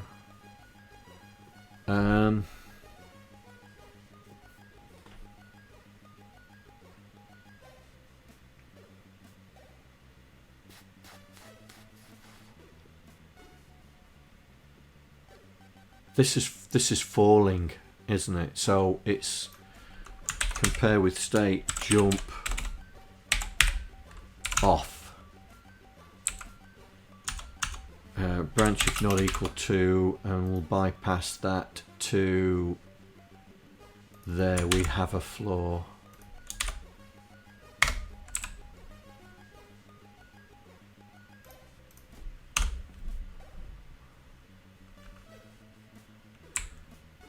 So it falls off. So now if I jump, that's better.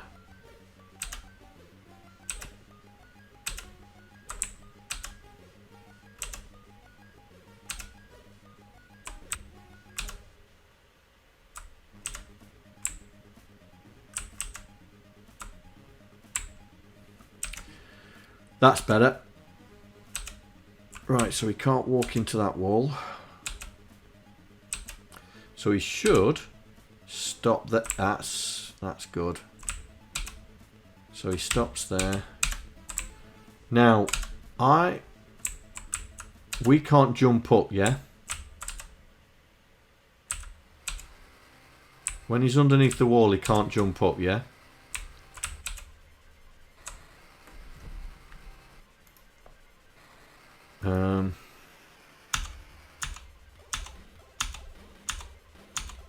Sorry, I was on mute. Yeah, that is correct. You cannot jump up. Right. So if I go this way.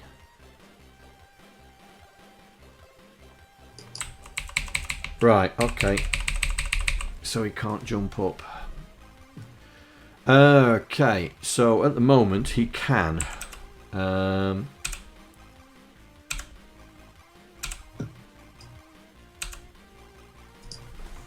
Oh, right. So,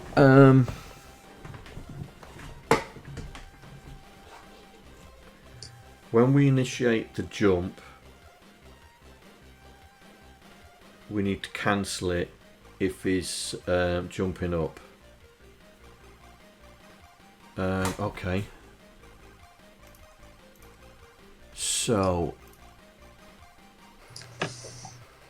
here, so this is okay. So jump state, that's going down.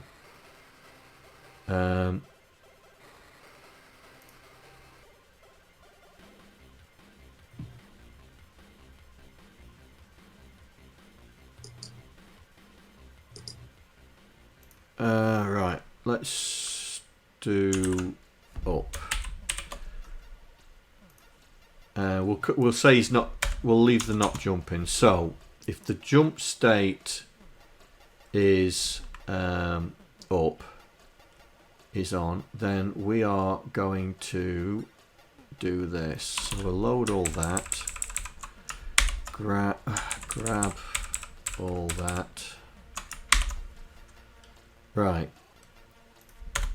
Let's do that. So we need to do DEY to go to look above him. Yeah. Do the collision. Top. What's above him? Right. So he can go through anything.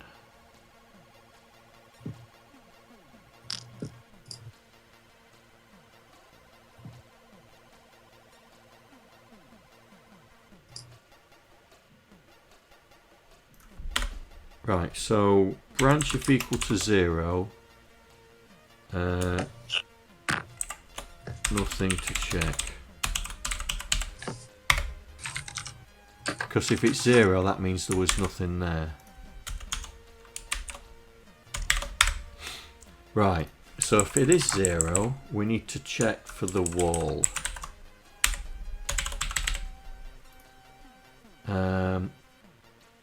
Branch if equal was not a wall.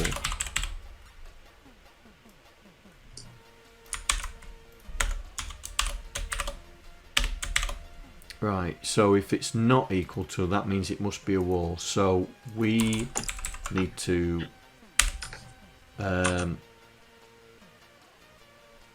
stop the input and put the state back to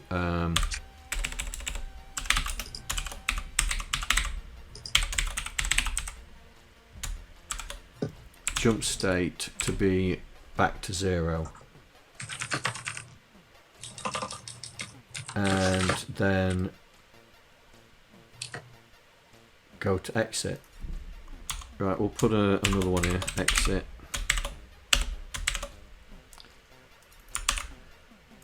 Right.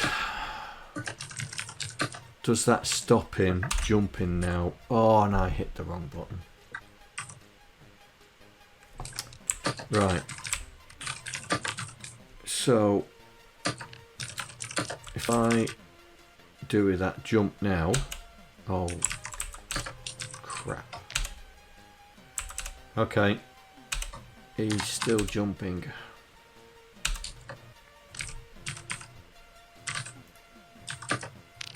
Is that you, Andy, mate? Oh, sorry, Carl. Hang on. No, it's alright. No, I'm using it for now.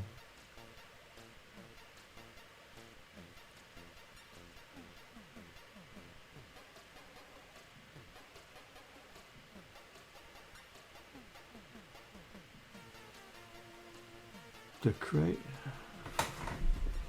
I'm not sure that chat about that chat. Right. Okay. So it's not testing. Right. Let's put a breakpoint to make sure. Let's put a breakpoint there. Right. Break. Go.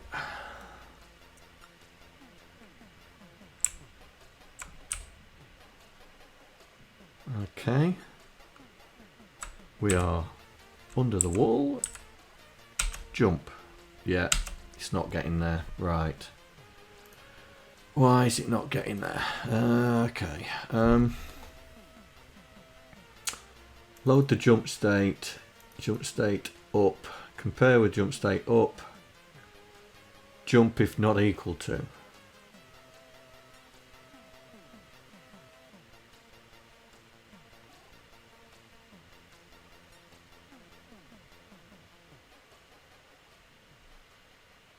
Why is it not getting there?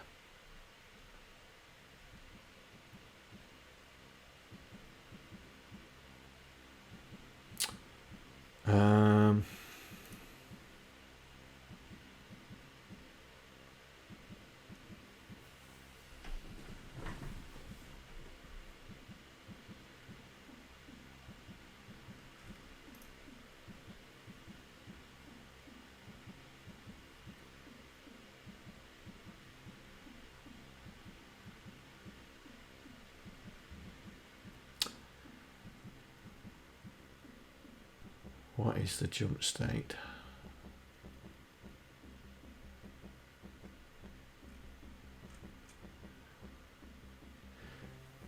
Jump state should be fine.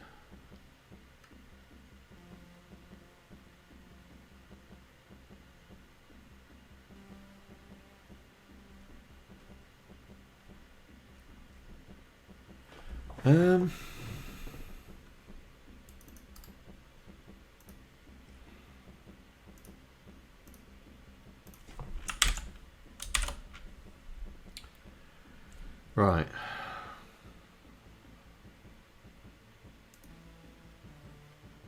Oh, there's only one. There's only one. Right, here we go. Right. Branch if equal to bypass. That's 3. That's this one here.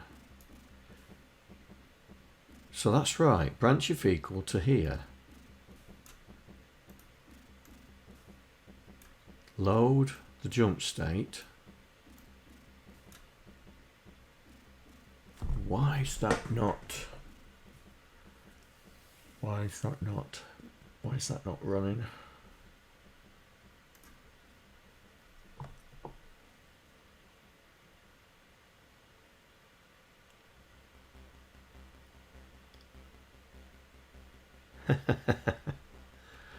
Right, why is that not running?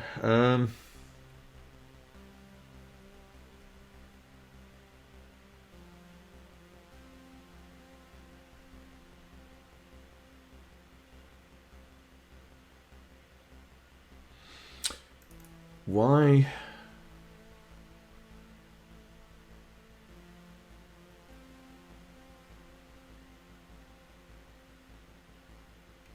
I wonder if it's because of this.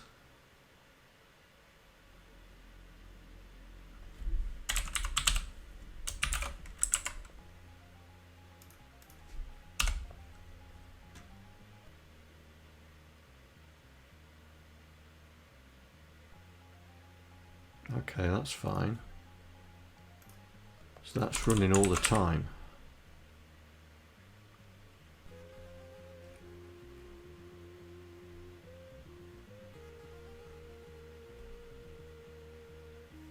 ChatGPT's having a fit. Okay.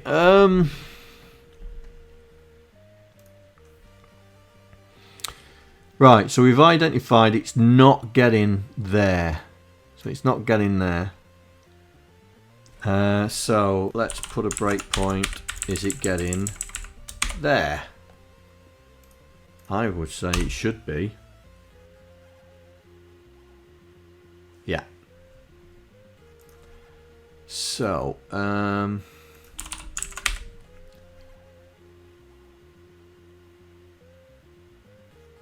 it should be. So what? Okay, so we'll put the breakpoint there then. Break. See if it. That is exactly the same place as before, and I don't think it will do it. Right, okay.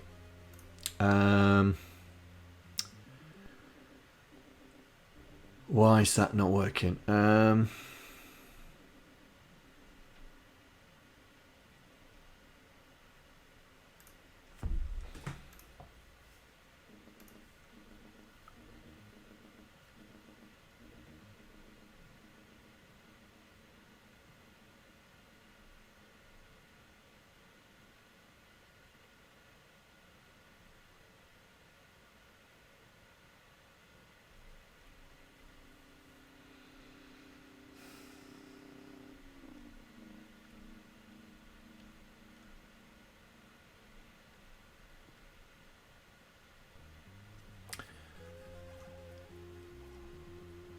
So it's not that.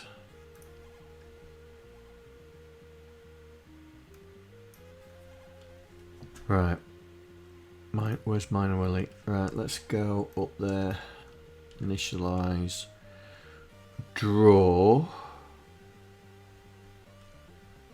Input. Here we go. Here we go.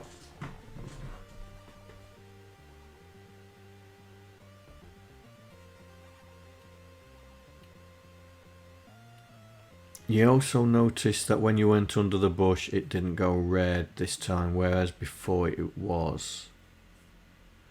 Under it, yes. Under it, I think yes. We shouldn't die. Right, so let me just look at this. When do we set? So we set it in the... There, so we set it in Minor Willie input. Right, okay. When do we run that? That's here. Then we check for collisions. That's strange. That's strange because we set the input and then we check for the collisions. Store it in Minor Willie jump state. Am I testing the right variable?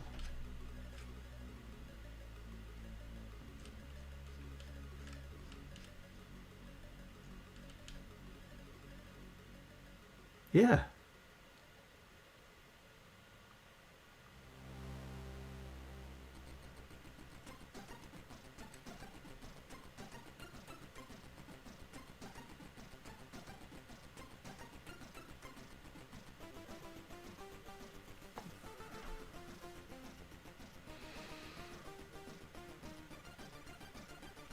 You can't mod yourself.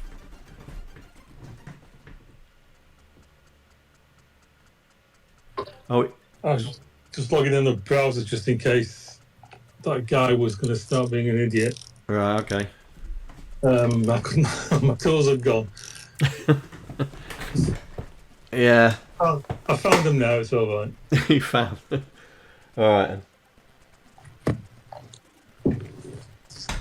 This is strange because we set the jump state, but now it's not. Now it's not doing it. Right, how many jump state tests have we got? Load. Right. Jump state off. Branch if not equal. If the jump state is on, then it's... Oh, hang on. If the jump state is off, compare if not equal to. Right, okay, so that means we go to here. So it can't be that. Let's go to the beginning. Load, jump state. If it's equal, go to the exit. Right. That's the input. Okay. Try to jump if we're jumping already. Okay, so it's not that one. Execute the jump. Well, it's not that one. Right, not a wall. Compare with jump state off branch if not equal to.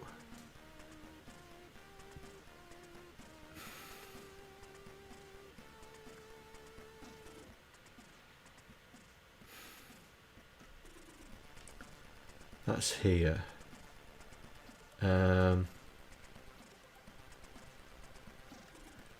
Load.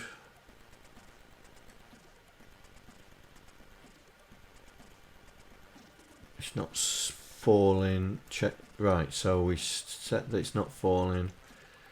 Then we come here. Come here. We're not going anywhere else, are we? No. Load jump state. Compare. Oh, why is it bypassing it?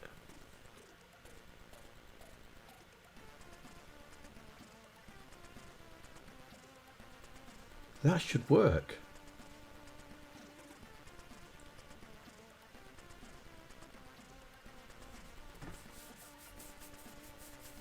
That should work.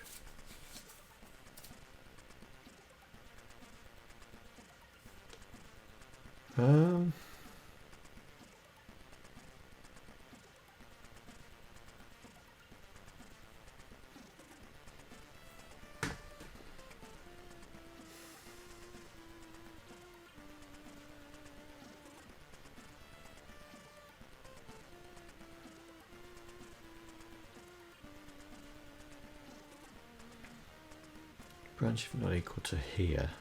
Okay.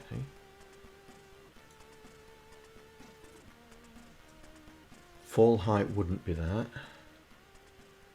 So that should come here.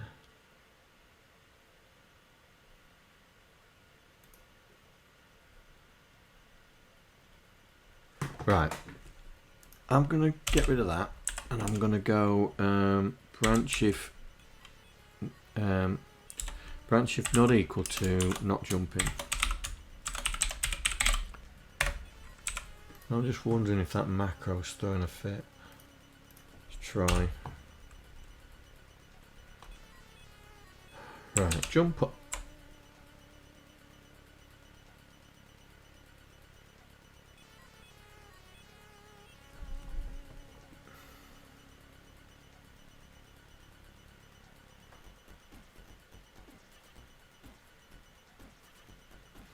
Right, it did it then.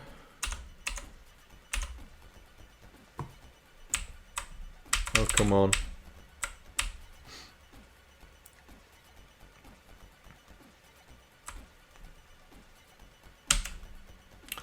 Oh, okay.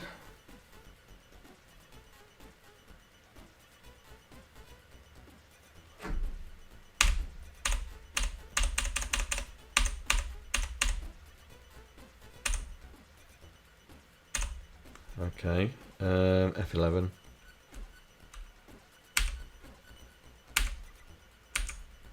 F10's jump over, in it. Yeah. So 2 stores it away. Load, is that equal to, and it with 2, branch if equal. Then reset. So why is it still? Is that because of this debug?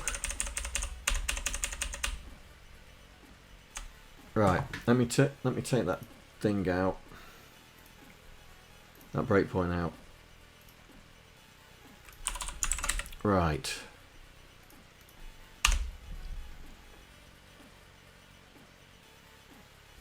All right then. Jump off.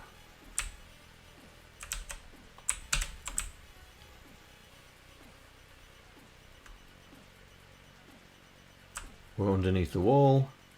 Jump. Oh, you're adjusting me.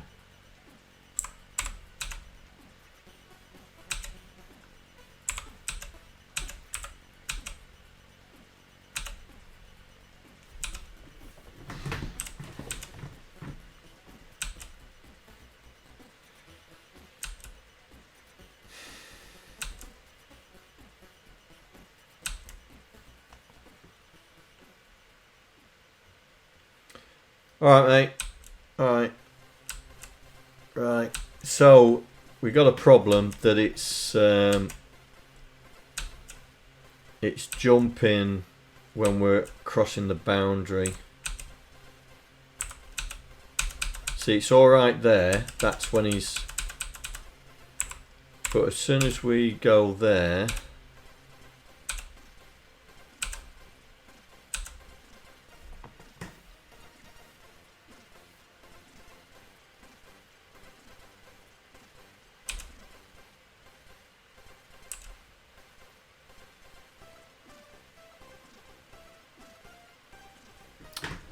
Right.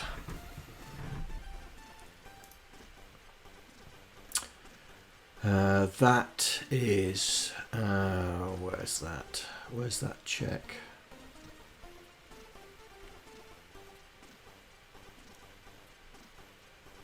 This. Because of that there.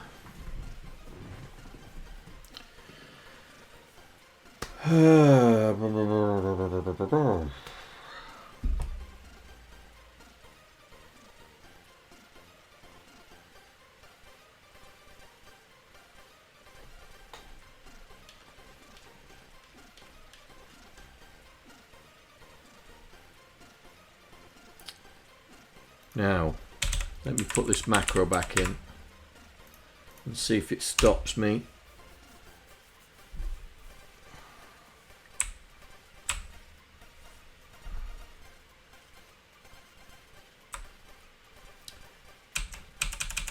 Okay, right, okay, right, so I'm happy that that macro's not at fault. Right, okay, how are we going to do this, how I'm going to deal with this,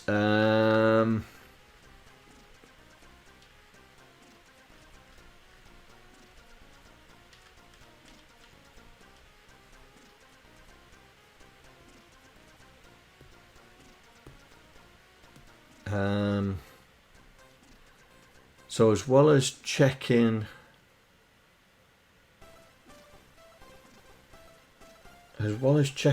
on the boundaries, we need to check when it's not on the boundary as well. So this is going to have to be a function in its own right. Okay, let's do that. Let's do that.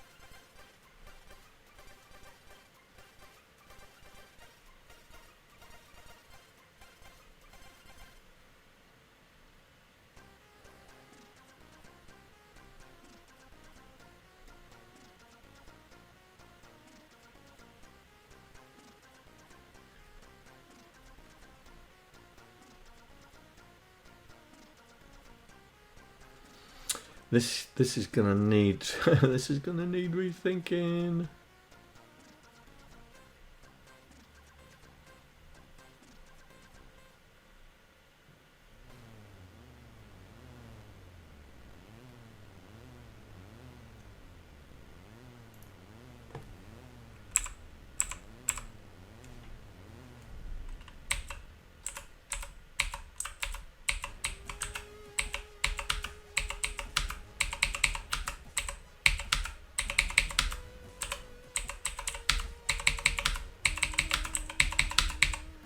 Right, okay.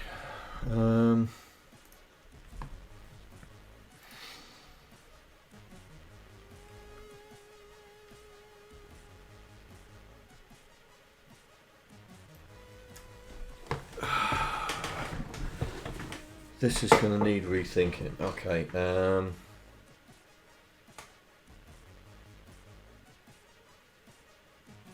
We can't check for every iteration. No, let's do it. Let's do it. I think what you need to do, John, is only check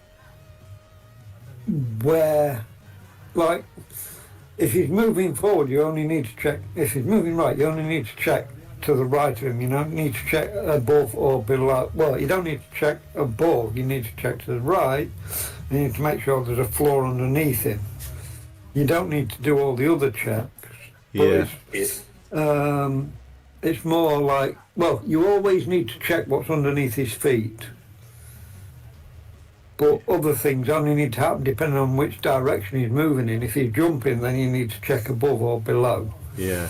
But you don't if he's just moving forward. You don't need to check what's above him. Yeah. See, because because I've just took that out. Now it's checking a character too early. I mean, it's all right that side.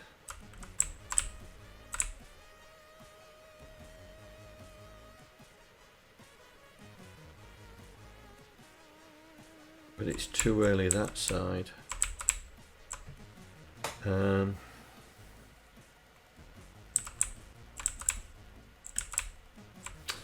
Yeah. Let's just see if it stops him jumping. Yeah. Stops him jumping. But that means it's checking the collision every cycle. Right, let's jump. Right. Right.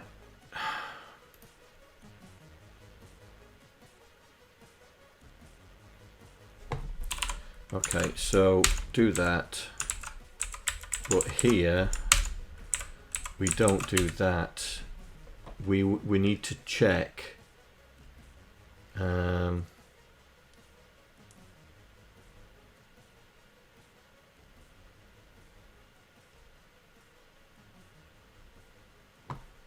So we need to go here, don't we? Because this is going to be all the floors. No, it's here. This is going to be all the floor. So we don't need to check that. It's here, right? So I need to change that. So we'll call this checking while jumping. There we go. And put that there.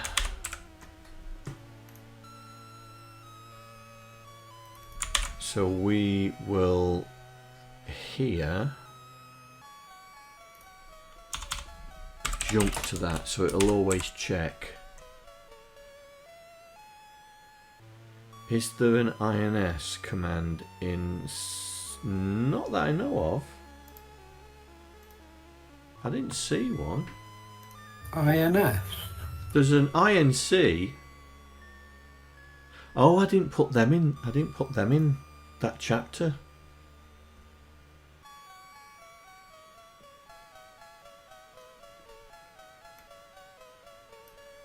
INW. There ain't a W register, is there? No, there isn't. No.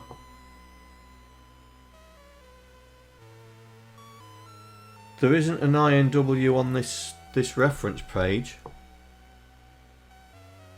Don't remember ever seeing one. But I have missed ink and deck. Where is it? Yeah, I've missed ink and deck on that chapter, so I'll have to put those in the chapter.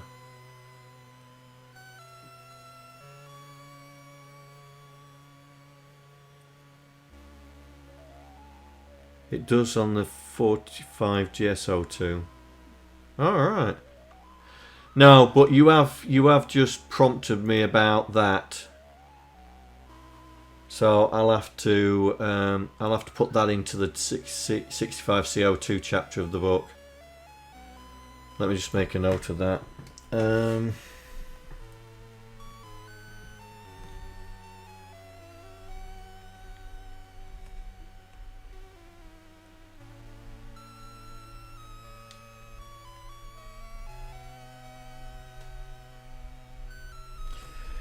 Good job you said that, because there's 2 instructions missing. Right. Let's see if this works now. Oh, I hope this works. Right, so we're back there.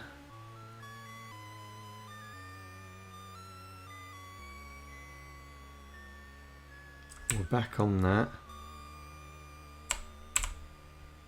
Can't jump there. Now halfway. Hey! There we go. Can't jump now. There we go. Jumps when we're just outside of it. Oh, you are jesting me.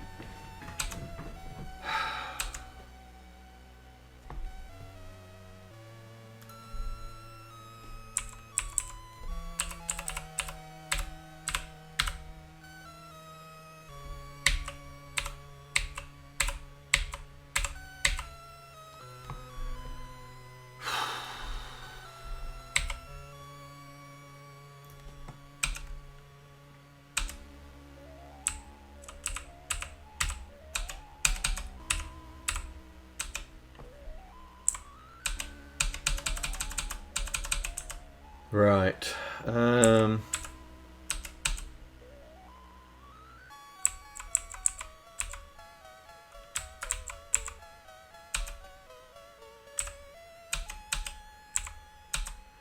Looks like I'm going to have to test both, innit?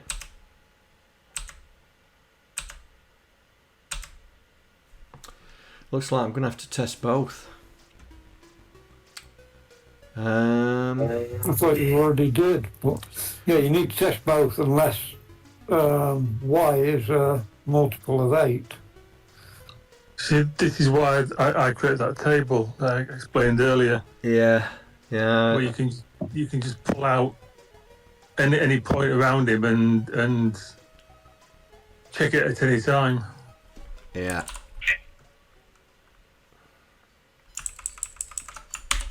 I see now, mate.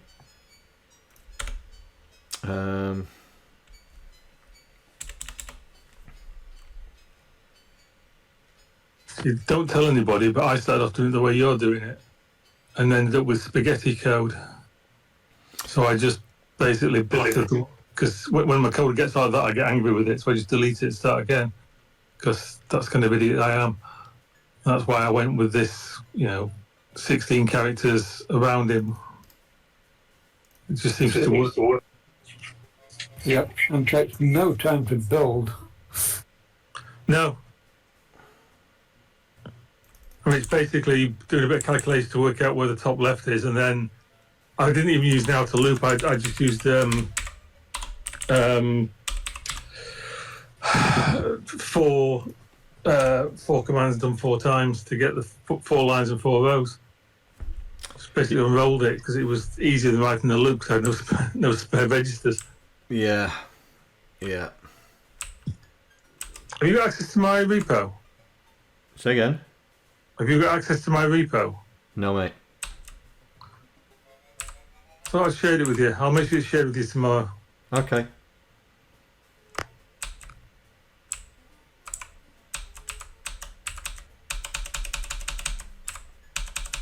Okay.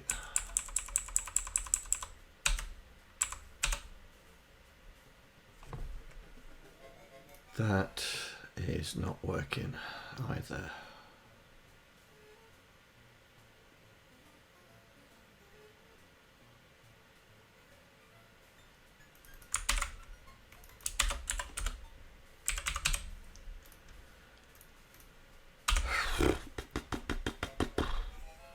Yeah, this is getting a bit spaghetti-fied, and I am not liking it one little bit.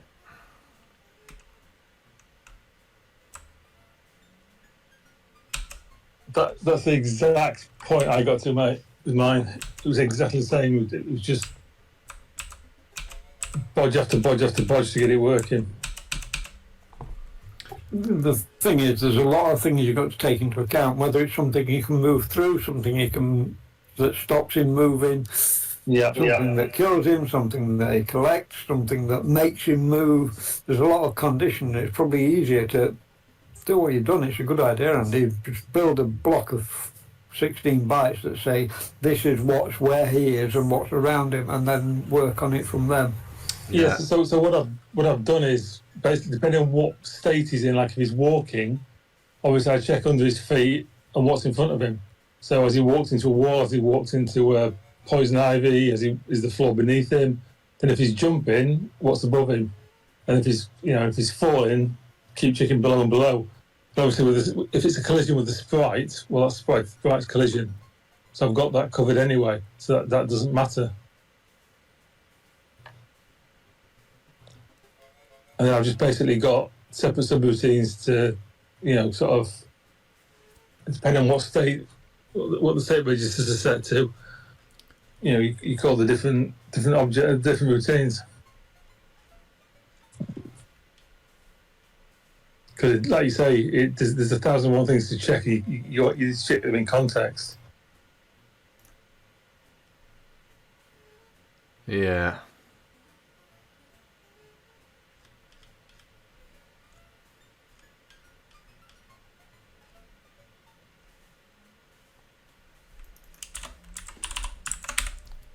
Yes, this is.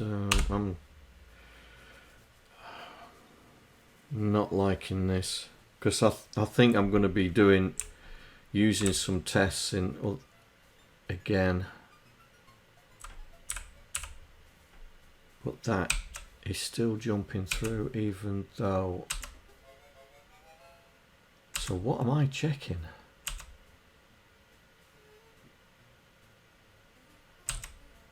The other thing I've done as well is before I actually read the joystick, what have you, I've got a routine that just reads the blocks around him. So it sets a flag, say can't go left, can't go right, can't jump or whatever, which means it makes it easier for testing the joystick routine. Yeah.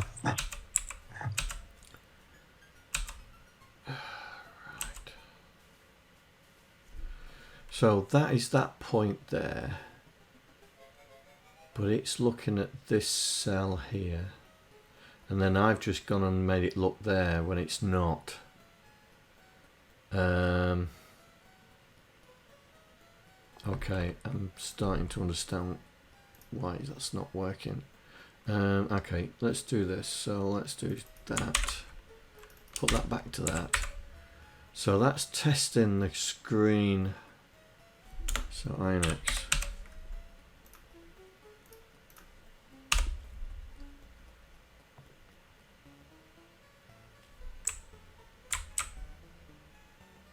But I think that's gonna... Right, so that should stop me jumping. And it does. Okay, so I should be able to jump there, yeah. But now I can't, now I can't, now I can't, now I can't, now I can't.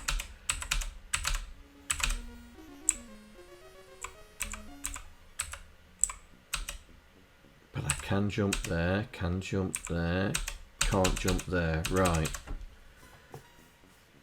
Okay, so that seems to be working, but I don't like the code.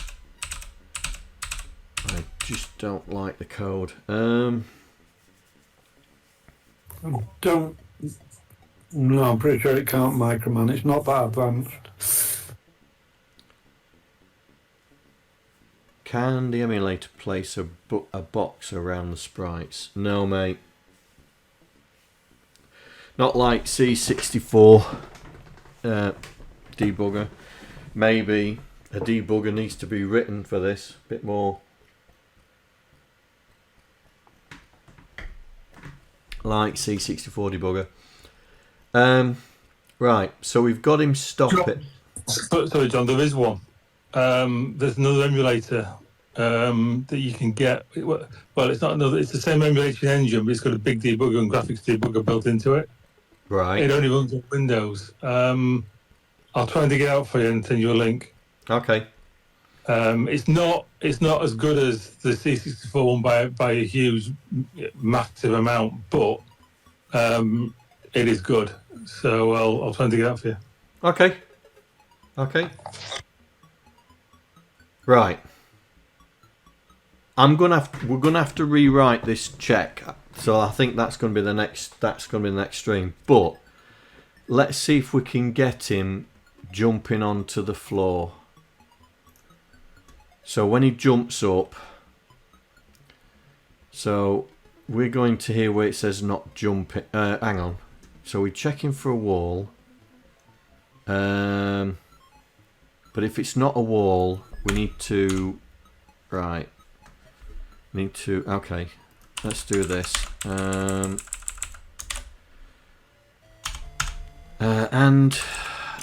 With...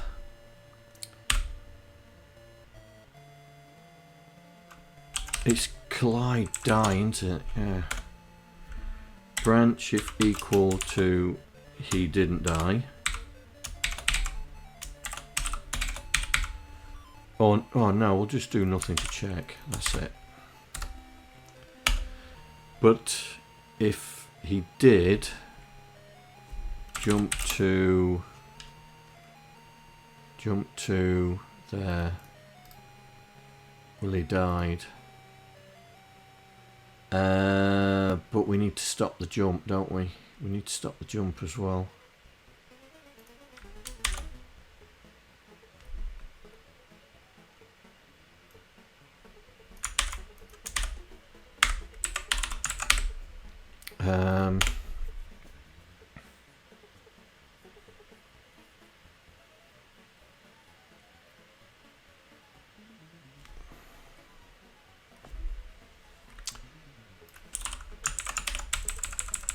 We'll stop the jump, but we don't need to do when the program's running. So let's when it's done, because we're just testing. So when he dies, he dies. Right. So if I jump now, he's dead. Right. I jump. Right, here we go. Jump. Dead. He went. You could see he went red. Dead. Dead. Dead. Right, okay. Okay.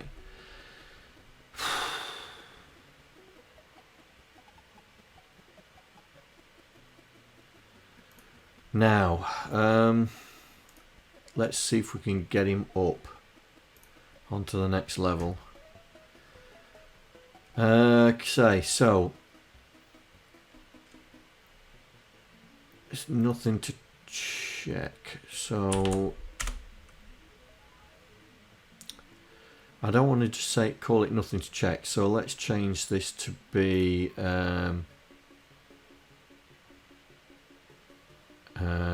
check while jumping.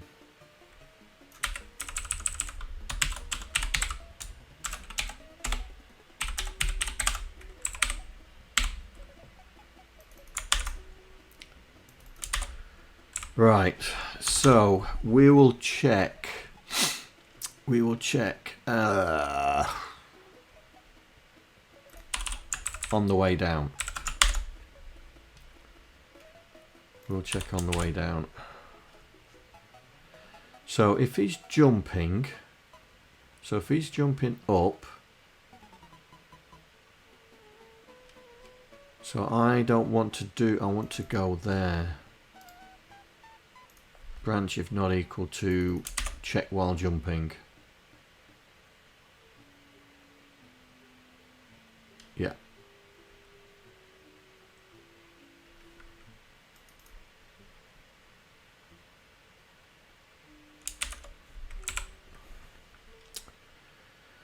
Right.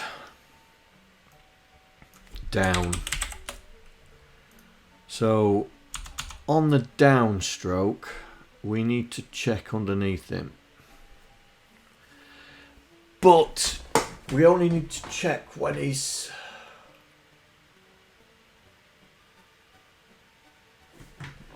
I'll worry about that in a minute.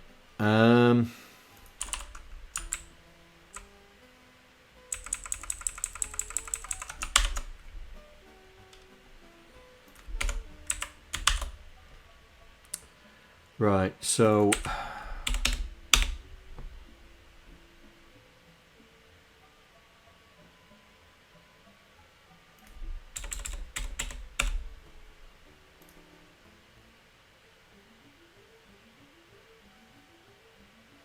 I need to. Do I just send him back to where we check the floor?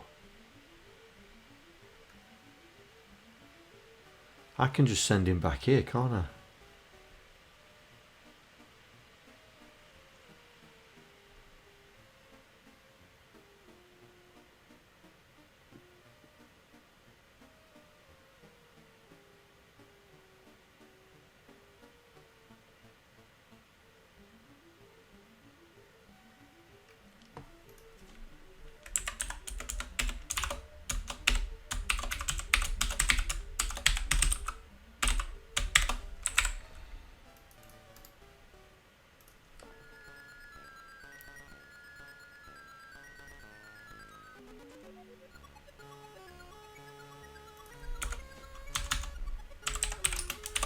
If I send it there, what's that going to do for me?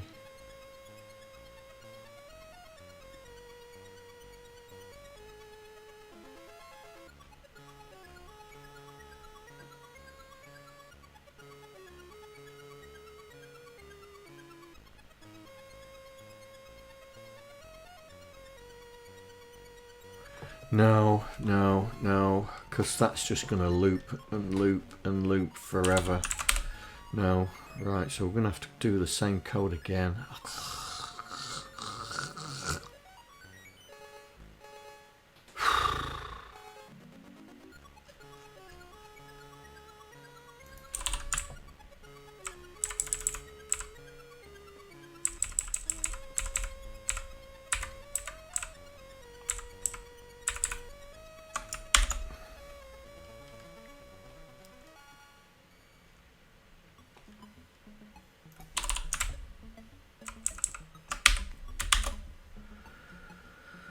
Right, okay, on the downstroke we check below, check below, check below.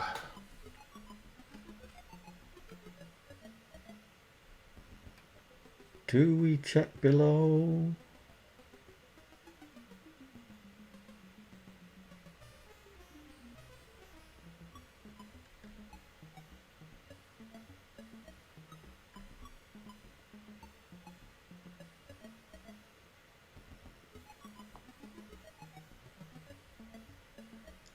Hang on.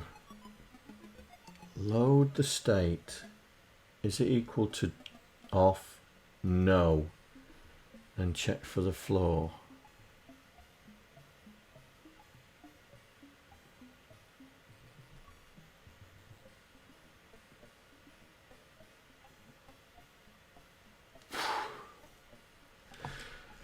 Right, okay. So we need to check for the floor. Okay. Do that. Collision with the right, load the collision. Is it the floor? Yes it is. That's here.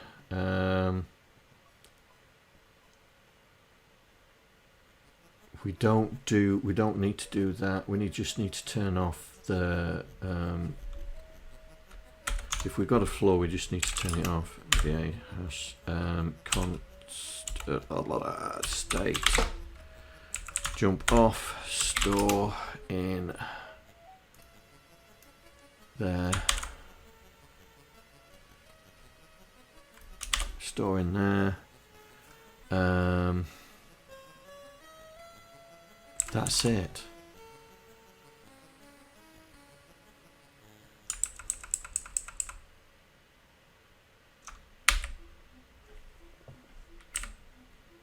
Right, get the collision, load the collision, and it with floor, do it here. If it's not a floor,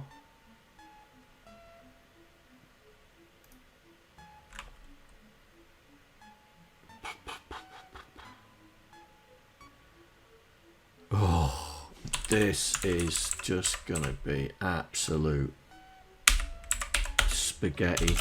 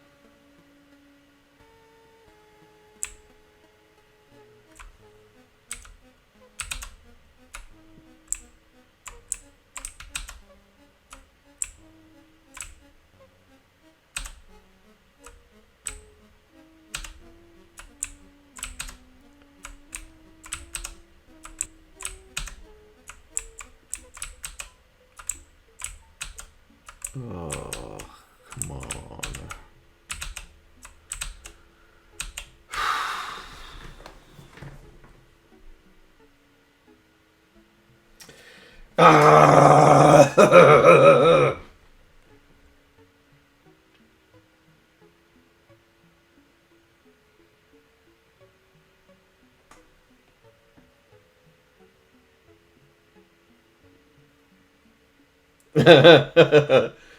Yeah, yeah.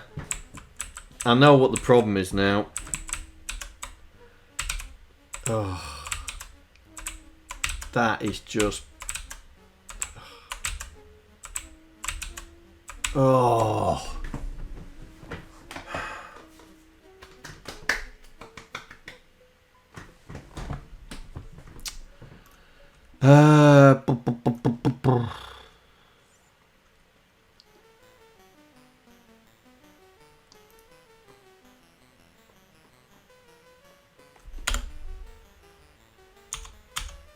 Right, so I think that's because we're testing partials and we need to only check on the boundaries.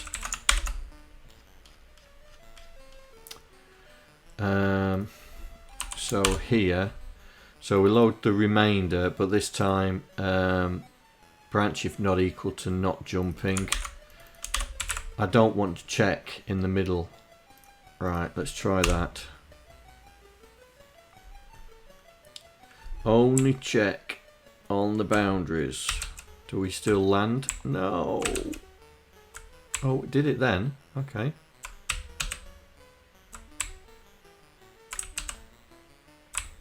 Oh, was that just a fluke? Oh.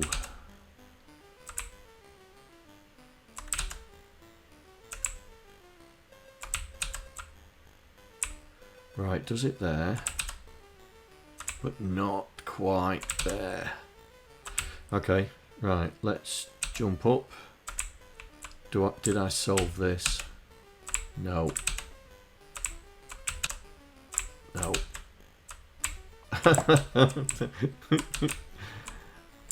Oh dear.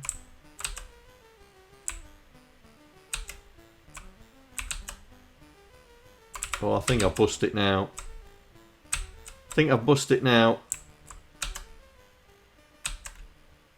Yeah, I broke it.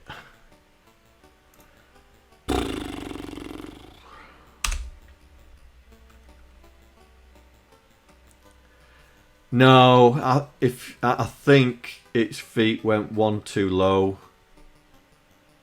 I think its feet went one too low.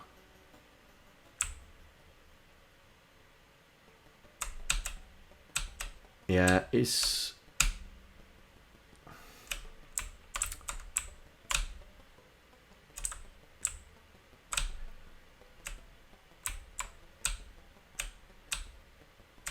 Yeah, it's too high, look. It is.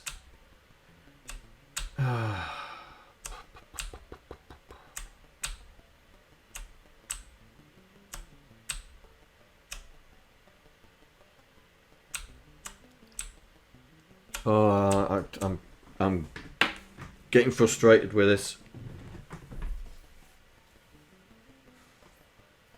When you're checking below for floor, no, sorry, when you're checking below for floor, are you doing the same as for when you're checking X and Y? You only need to check when he's on a remainder 0.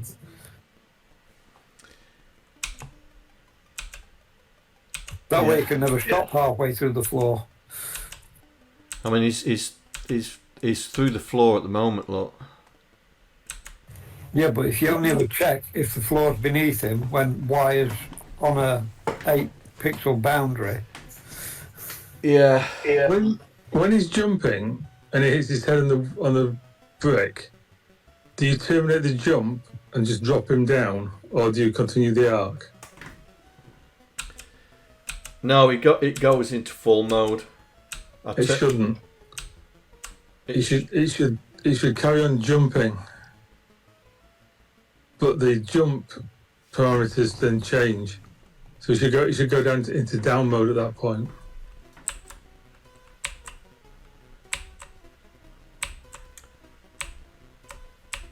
That's why he's not jumping onto the step, because he's hitting his head instead of continuing on.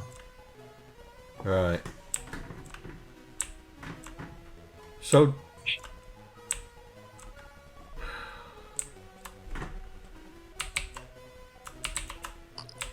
that's fine, but when you jump forward, so it's just falling down.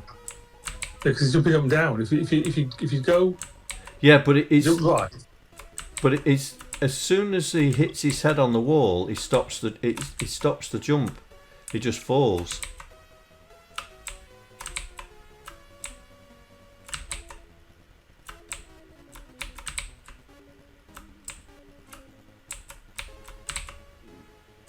Yeah, it just falls. It does, doesn't it?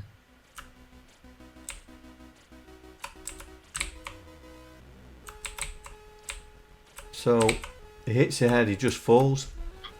The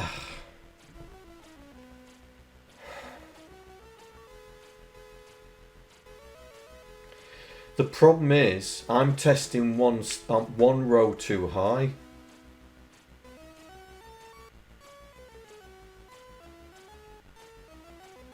How far does his head go on yours? Does his head go through the conveyor? Hang on. Let's have a look. See, he goes through the conveyor.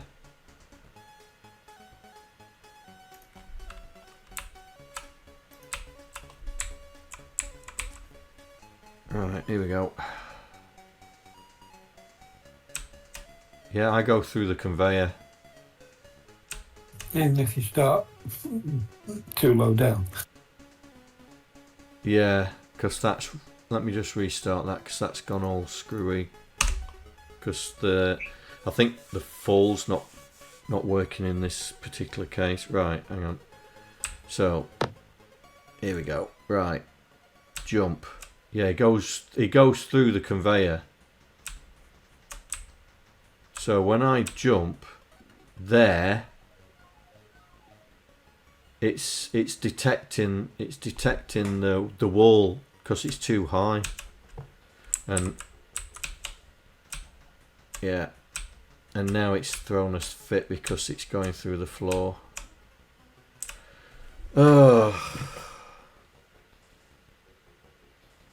I'm gonna have to check on irrespective of boundary.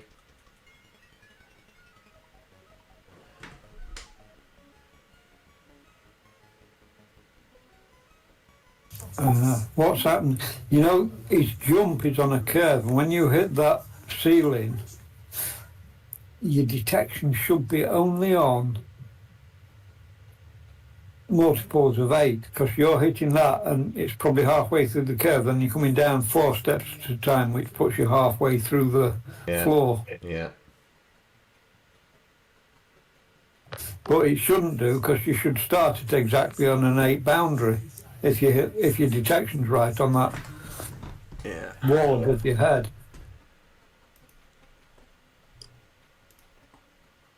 Is what's happening, you're moving into the wall and then detecting it, rather than detecting it before you move into it.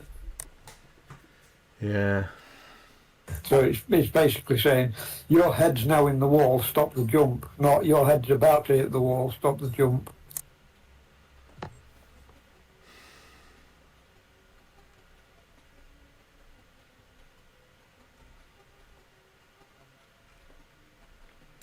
That's this bit here.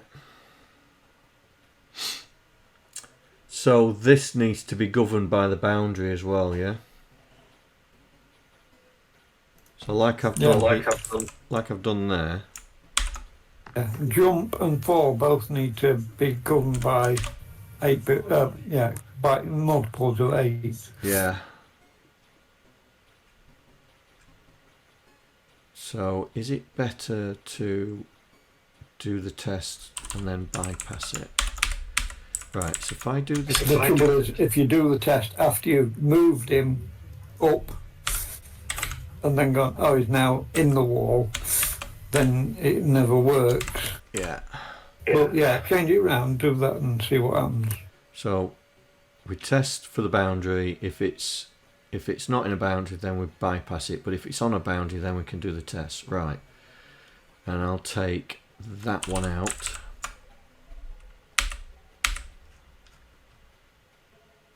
Right, let's try that. Let's try. Oh. Oh. I make that mistake all the time.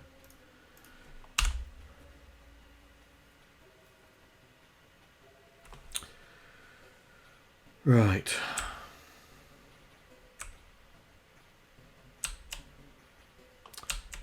Okay. Okay.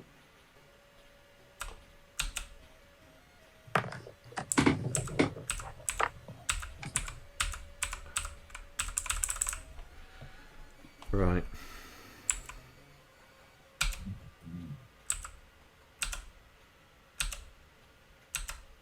It landed correctly at the bottom, it's just it's not falling when it should. Yeah. So, on the way up, we turn off the state, but we need to turn the turn on the falling state, because it does the falling, doesn't it? So, state falling store in storage dot. Oh.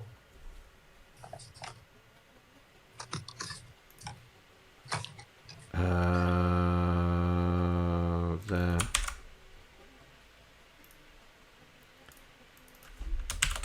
Really dot falling. So that turns off the jump, but then puts him into a full state. So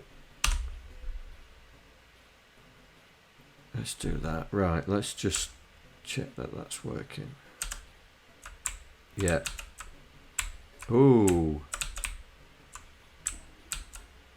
Oh, it's just getting wrong. I'm wrong. Oh, I mean, he's recovered.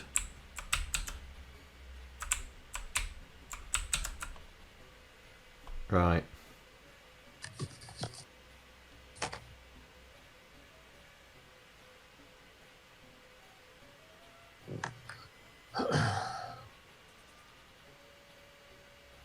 That is because it's not on a boundary.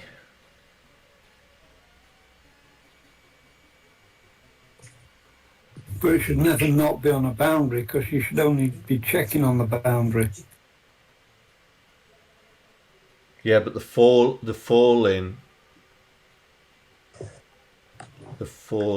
is. Why is that? The falling's 4 pixels at a time, but you should never. When you hit the ceiling above you, you should be on an 8 pixel boundary anyway. When you hit anything. Yeah.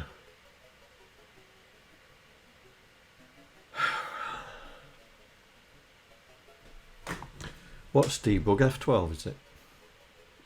Yeah. Oh, and of course it blocks the bit that I want to see. Oh, rats. What's wrong? I wanted to see where he was and it's obliterated it, hasn't it? No, press tab. Tab.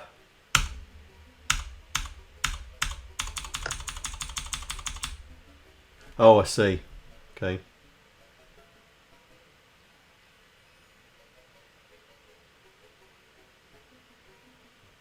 Okay. Well, he's definitely falling on the boundaries. Look. So, why is that not? Is it the X boundary? Oh, the X is not on the boundary, is it? Doesn't have to be for falling. Yeah, but we've got the falling check on the boundaries, haven't we? Oh no. Yeah, but it should only be on. Yeah. Yeah, we've got the falling check inside the boundary.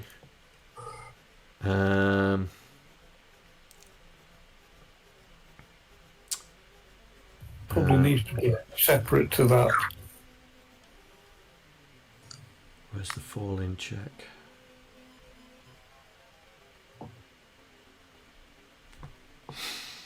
Ali.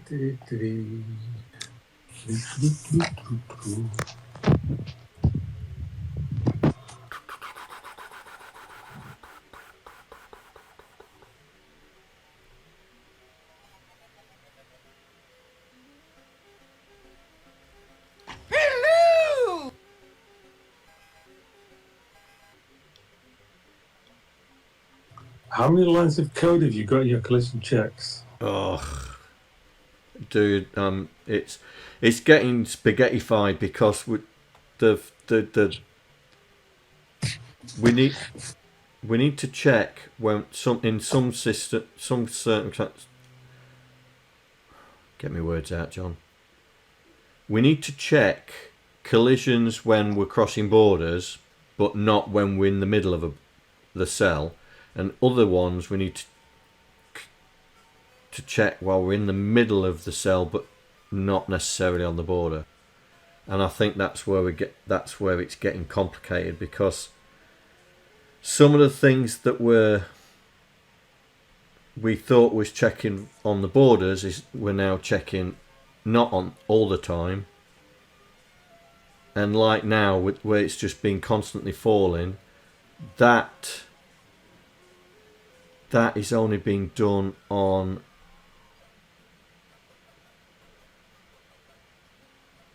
that. Right, that's there.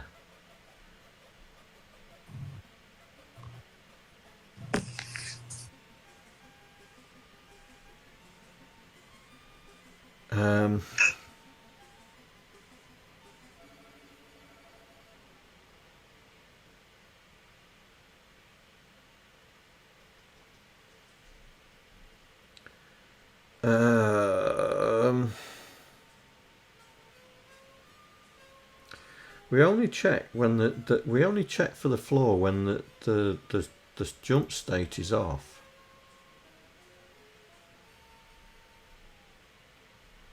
Is that in the right? Branch if equal to, oh, that's check while jumping. That's outside of it. That's here. So we bypass the floor test.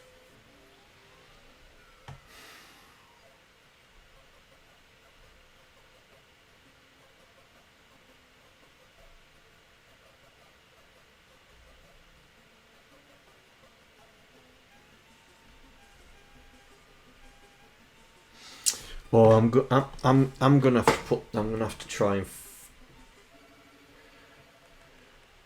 Oh, it's flowchart time. I think we're gonna have to try and build a flowchart to do all this.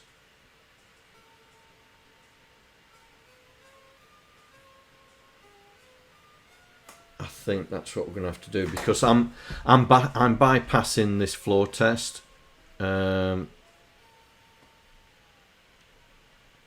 I think we need to understand what you need to test and when. Yeah, I think that's flowchart time. And then you'll see where, oh, no, that's no good being there. I need to test that later or earlier. Yeah, yeah. Or not test it in this situation or whatever. Because all that's happening is we're just spaghettifying everything now. And then we're not gonna be able to follow it. But that's why it's. So we're going checking while jumping, but we're just missing the floor test, which is this here. Maybe I should be going to there. Right, hang on. Where are we? Do that. Right, let's just rem that out and do that. Right, let's see. Because that'll be checking for the floor then. Alright, okay, so jump.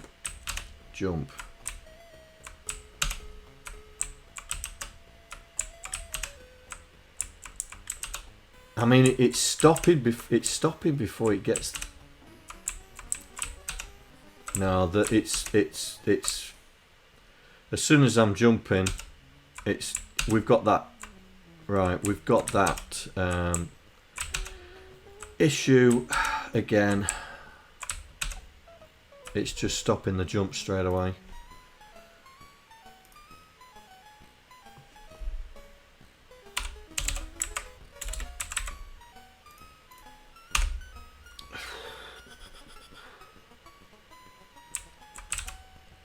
Yeah.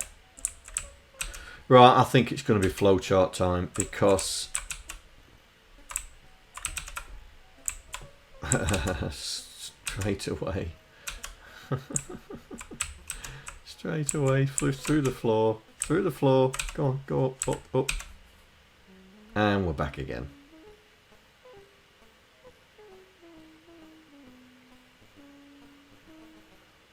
Right, so I think what we're going to have to do is we're going to have, like Andy said, we're going to have to get what's around him. And then we create a flowchart to test for all the different scenarios. In the right order, in the right circumstance. I think that's what we're going to have to do. Because we're just going round and round in circles. We fix one thing, it creates another thing. Right, I will work on that over the weekend. I will try and see if I can get a flowchart together, and then on Monday we can discuss the flowchart and whether I've got it right or not.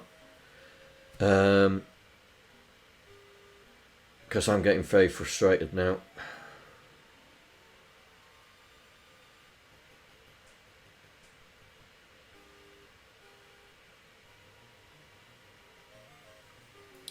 Hello, Z80 user. Welcome. Welcome, you're early. You haven't got the next yet. Yeah, I haven't got the next yet, yeah. Just about to say goodbye, yeah. I think that's what we're going to have to do.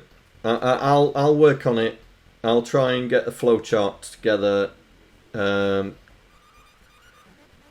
for Monday's stream, and then we can discuss it on Monday and make sure that we understand, and then recode this against that.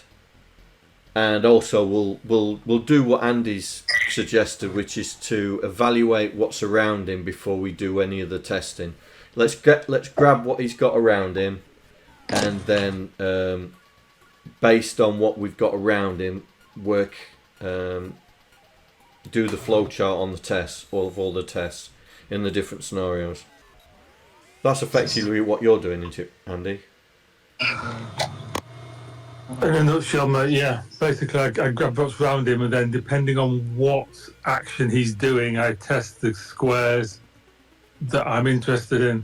Yeah. So if he's walking forward right, I check to make sure that there isn't a wall there, or if there's a plant that kills him or a rock that kills him.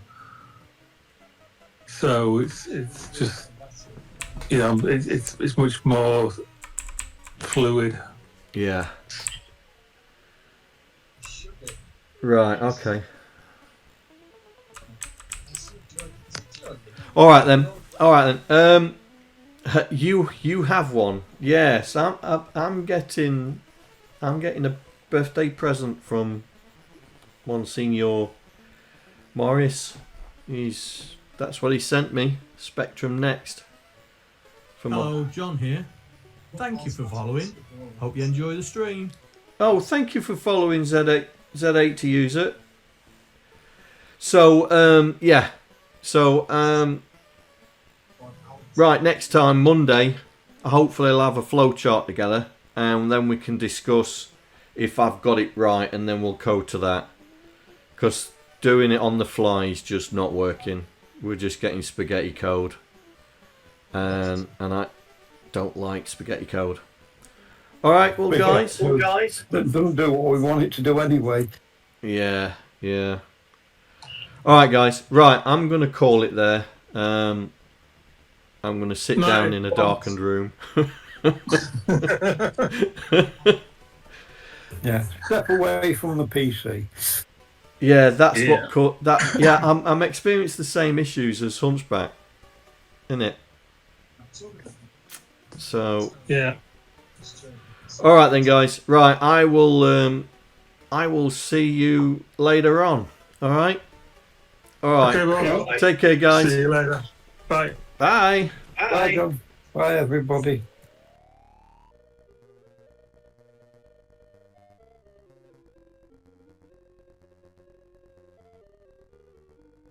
I'd like to thank all the patrons that are contributing to my channel. Without you guys, I wouldn't be able to do what I'm doing right now. Thank you very much.